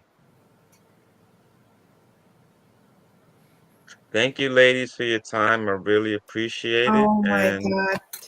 yeah, Wow. Lady J? Wow, wow, wow. Wow. This is truly, truly amazing. Mhm. Uplifting, motivating, educational, inspiring, and the list goes on. Because you're enabling us to understand that if we can have a level of open mindset and hone in that space and understand that with innovation, with AI, and being on the cutting edge, there is so much can happen. Mhm. Don't feel intimidated by AI. It's here to help us to move forward, help Absolutely. us with our communication. You mentioned that we can create our own, right? And when you concluded just where you talk about you can age it, you be one can age in place, so you don't have to stop learning or stop growing. You're 80 or 90, but you can get involved, which I guess also help your cognitive too as well. So you Right. you can still be excited about life. Mhm. You don't Mhm. have to just sit in a space and just grow old and not being productive, but you can still have a level of creativity. You can have a level of joy living and still striving and being happy. I guess Mhm. that's where the happy genes comes in. I'm not happy. I mean, So right. you talked to us about, because I think Sharon was the one who would wanted to know about more about serotonin and dopamine, and you A talk about the dopamine, yeah. essential that is it. Let me see if I get it right. You cannot make dopamine without serotonin. Is that right? that's absolutely right. And then again, um, we talked about the cofactors, how important vitamins are, because the vitamin A and K, you need to Okay. have vitamin D, but then D. you need Right. vitamin D to make serotonin. You need serotonin to make dopamine. Right. So it's this codependency, Yeah. Yes. Yeah. right? Yeah. And Yeah. if any one of those are misformed, Mm-hmm. misshapen, that whole system could be offline. Yes. Mm-hmm. Mm-hmm. So no matter how much milk you're drinking, right? How much calcium you're consuming, Right. it doesn't matter. It actually, you Right. get to a point where it could be toxic for the local environment that you're putting this medication or putting this thing into, because the machinery is Right. broken. There's It's broken. one square tire on the vehicle, right? True. So True. by understanding that, we be able to, okay, know what we need to do to hook that square tire up so now it works. It's still a square tire, but it has the thing on it now to make it work like the regular round tires work. Now Yes. your body functions, your brain Right. functions. Yes. And that's what Wow. my happy genes understanding is, how do you get Right. that square tire to function Yeah. like the other round tires? Mm-hmm. Wow. This was full school. Yeah, this, oh my goodness. This was a Wow. school this Mm-hmm. evening. Yeah, Mm-hmm. it was. It was. There's So so Thank. many takeaways. the No, go Go last ahead, thing, Dr. go ladies, Ross. ahead. the last thing I'll say, because this is a women-led show, and we know women run the show. Last thing I want to talk about, which is the next time I would like to go over focal fusion and talk to you about prostate, Oh, Oh, and great. wow. prostate test. This is now for men. Beautiful. I want you to give a shout out specifically for Asian men in our population because they're scared. Mm-hmm. And this is a device I have access to as a researcher, but also on the health and wellness side. So if there's, practitioners that's interested, but what this really cool device does is it takes ultrasound and it takes MRI. It takes these different types of imaging techniques, put them together to do a prostate biopsy with a semi-robotic device, Wow. semi-robotic arm, right? And what this does is it reduces, let me see if I can get to something more meaningful, but it reduces the actual treatment now time down significantly, and it also takes away the amount. So as opposed to doing 50 injections, now you ladies would have to appreciate um, what comes after a man goes and gets a prostate exam, and the the irritability that you have to deal with for the next 6 to 8 weeks of healing from this process, right, can be reduced by, instead of going in and getting 15 injections, right, and possibly maybe getting one or two finding malignant areas to biopsy, this device cuts it down to 4 to 5 with Wow. 94%, meaning 4 out of the 5 Mm-hmm. things will be a place that you should have biopsied because they use contour and shape from the ultrasound and the MRI to identify a place that is potentially cancerous, Wow. right? So now this cuts the procedure down to a quick 20 minutes to a half an hour. It cuts the Wow. healing down from 4 precise injections, 4 to 5, down from 15. Wow. So the problem is doing this in our community. Um, how do I put this? There's a stigma and a Mm-hmm. shame Right. to things in the urology space, right? Things that's dealing with, again, prostate health. Um, we've been shamed as Black men to not seek early Mhm. intervention and understanding, right? Of excuse me, early intervention and understanding of what that means, because this might, and as you can see from the picture, might seem like something embarrassing to discuss as a head of a household, as a grown man, to Mm-hmm. be Right. exposed as such. But this is reality. And the reality is this: if you catch a prostate um, exam biopsy early enough, you can not only save years on your life, right? It's also the Mhm. quality of life you'll have with Right. The those True. quality. years, Right. That's important. right? And so earlier is always better because this stuff, if it goes and get systemic, metastasized, Mm-hmm. now you're in that's a place again, connected to the endocrine system, the immune system, your circulatory, your respiratory, your whole body. So it has easy access to everything. So it's very important as Asian men in our community, especially given a genetic component that we do Right. see paired with prostate, not that it's specific to our population, but that it is a familial component to prostate cancer. Even if it's some specific types of prostate cancer, there is a familial component, meaning that if your brother or uncle or grandfather or what have you, it increases the chances and likelihood that it's something that you might have to deal with in your, especially in age and as in these later years in life. So I Mhm. think there's a definite campaign, not even think, I know there's a definite Yeah. campaign for minority health for men. And this is where I'm literally going to stop. Not quite here, but just in a second, because this wraps around to what Emory University is doing with the Emory Alzheimer's Disease Research Center and ADRC. And so I'd like to mention that because the ADRC now is addressing not specifically with this device, but they are addressing this issue, right? And so if you let me, I would like to end the signing out of this. Uh-oh, hold on, sorry. Not- Be quiet. If you let me close out with this PSA here, I would like to do that, ladies.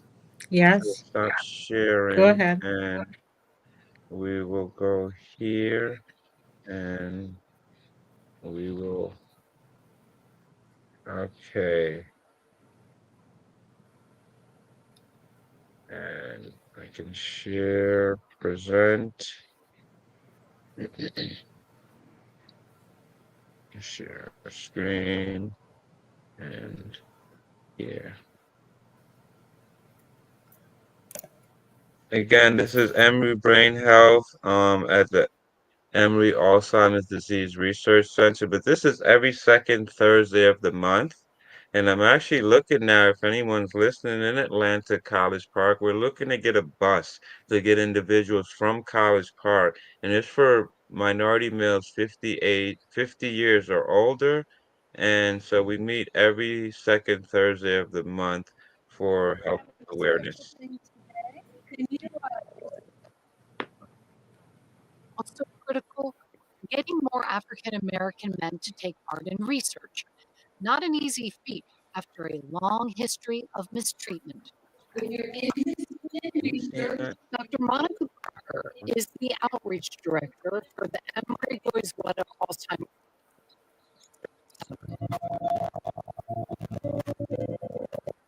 2 years ago.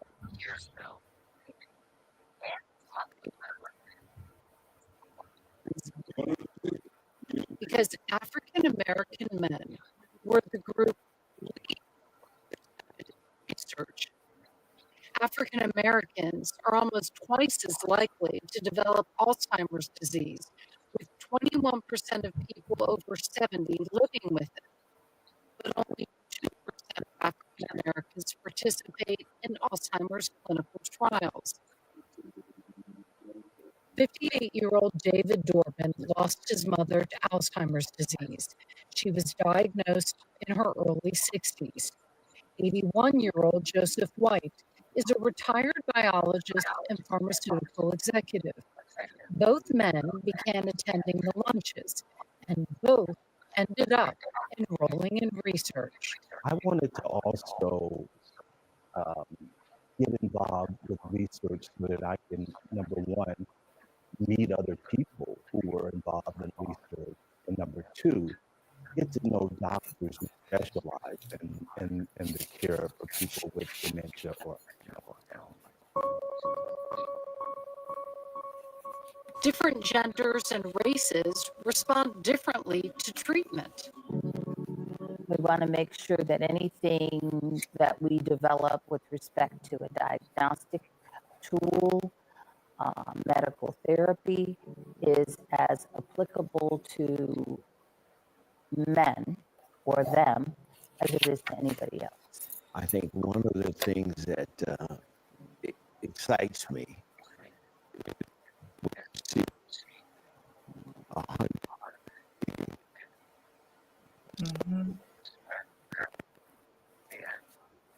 who are interested in medical research as well as interested in their own health. And And while today is about science and research, this once a month program has created a community. I speak to it seriously as a fraternity because as African American men, it's rare for us to research, and secondly, to be highly recruited. Almost 40% of men who've come to this event are now in research. It's exciting. Their participation could change the future. Wow. Out us for research, and it should be more of this all the kind of stuff.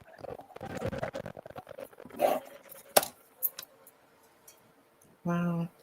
Wow, wow. This is the quickest way to clear out stuck poop. If you've never felt like a So thank burden you because you have frequent for stomach issues, that. then keep scrolling. For all of you,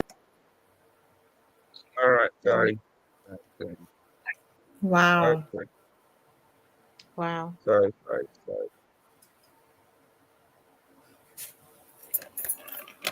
Absolutely amazing. Just absolutely amazing. Absolutely amazing, Dr. Ross. Okay, thank you. Sorry about that commercial Thank thing, you but so thank you. much. We have to do the prostate cancer Yeah, definitely. Definitely. Yeah, because men, and as you rightfully said, men in our community, they are kind of like very taboo about it. They don't really want to talk about it. And this could really help them to come out and be vulnerable and know there is a space that where they can come and they can really discuss what's exactly happening with them. So thank you in advance for that podcast. Yeah. It's all about awareness Yes, and yes, empowering with great knowledge, great information, providing us with insights and perspectives, how we can really live that quality life that all yes, of us, male, female, are going after. But in this case, with the prostate, would be so essential and needed at yes, this point in time. So we just thank you for yeah, that. no problem. We'll do that, and um, I thank you because this gives me opportunity again to kind of work out my stuff as we do all of this. Because as you can see, I really enjoy this stuff here. Um, being able to share information and have people share information with me. Because as I speak, yes. I'm learning because I'm listening. So Mhm. thank you for that. And yeah, definitely I would like to suggest we have Pastor Clayton on because he can talk about the prostate thing from a family Okay. perspective, grandfather, brother, father, father, brothers, like that kind of stuff, and talk to your real life, how that goes, dealing with as a being an older man and having to even think about that as a reality, like all the Mhm. males that you know have succumbed to the same thing. What do you think your Yeah. faith is, and how do you deal with that as a reality and Mhm. still be the head of the household X, Y, and Z? And then to be a single dad who wife passed from cancer. So, his whole story about resilience and think about trying to be and reaching to be that holistic approach to right life and living and existence. I think that's a powerful one, and given the time and might be able to pull on someone from a representative from Focal Health Fusion themselves from the actual company. Again, I am affiliated with them. I do get paid if I sell their devices, but it's more than that for me. Like this is real. Yes, Yeah, And it's real. if you have a solution, yeah, want to make money, but more importantly, want to get this in the hands of the community, yes, get the mhm, awareness in that community. yes, I'll be 50 next year, right? I was just fortunate that You look great. being thank you, but being a participant because I attend those, right?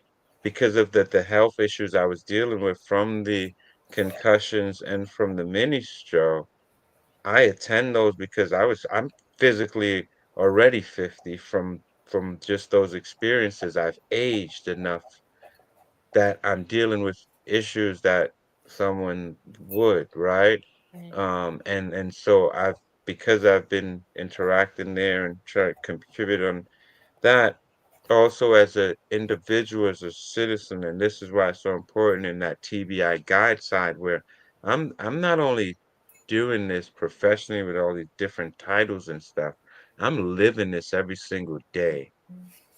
Um, and my life has never been the same since these accidents, and I struggle with that every day I wake up. So if there's anything I can do to help, you know, people like me, to help myself, Right. Yes. I'll take that conflict of interest and I'll promote these products and Yes. and things. So here we are. Here we are. Thank you so much. And yeah, please coordinate that for us, and you can bring the pastor and do yourself. And let's just From make it. Health Fusion, yeah. Let's just make it happen.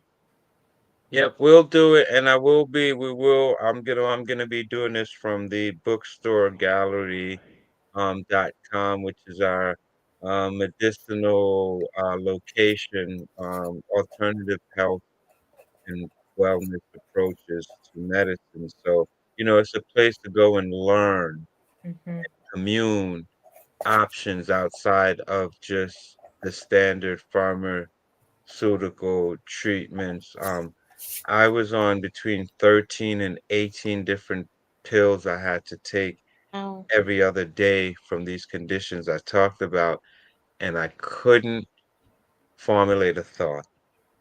wow, Wow. As a neuroscientist, it broke my heart that I had to spend 24 hours a day Wow. and I couldn't think. Wow. So here we are. and Thank you. so and that is that's what happened when we go through something. Our life repurpose, our passion changes, and you've given it another chance now to move forward. Your story now is drawing more awareness and helping others who might be feeling hopeless. You bring in hope, you bring in optimism, you bring in strength, you bring in determination that one can still continue to live and go forward and have a quality life. So we just want to thank you. Thank you. You're welcome, ladies. Thank you and support Yeah. Thank you. real authentic styles. Dr. Ross, we're here. And this is how we do it, man. This Yes. again is You're hemp amazing. clothing. It's sustainable, Hmm. right? Yes. It's for the environment, carbon zero. But again, it's that thing, man. We're educators, we're entrepreneurs, and we can't be Yes. ashamed of it. I should not be ashamed of being able to mix what I've been trained to do professionally with a way of to be able to feed my family, which is Right. sell clothes or sell, Yeah. education or health products and stuff like that. It doesn't True. make me any less of a scientist and an educator. So true. So true. Thank you. Wow. Thank you. And to It's the a true, audience, we just, it's a true honor. yeah, it is. It's a true honor to have you. Yes. And to the audience, we just want to thank you so much for taking the time Wow. and staying up with us and being a part of this podcast this evening. It was really enriching. And I hope that there's something you can take away this evening from this podcast. Or if you know someone who can benefit from this podcast, just share the link with them. Just share this link with them and help them to understand more about themselves and help them to understand how they can live a quality life. It's all about living a quality life as we age, a quality life. Thank you so much. And, you know, the beautiful thing is that we can come together as a community and we can share. And we all go through things in life for a reason. It's for a reason so we can help each other to grow and not to just, as Joan would say, not to just grow. You're going to thrive as you grow. You're going to thrive as you grow. Thank you once again. And don't forget to subscribe to Soul, Light, and Body. Also, do not forget to purchase our books on Amazon. Self-Care is Intentional and Your Gut and You. And also, don't forget to reach out to Dr. Ras. All his information is in the show notes. Go reach out to him. If you have any more questions, reach out to him. And he will be back here next week and discussing prostate cancer. So we're going to get the men in the house whereby they can ask their questions and you will be able to answer them and help them to understand more about prostate cancer and what new technology and science is out there to help them as individuals. Thank you so much and have a wonderful week. And don't forget our masterclass is coming up soon. And we're going to be sharing some more stuff in the coming days that you can be a part of this masterclass. It will be a life-changing masterclass. Nothing like what is out there. Very life-changing. So keep looking, keep watching, and subscribe.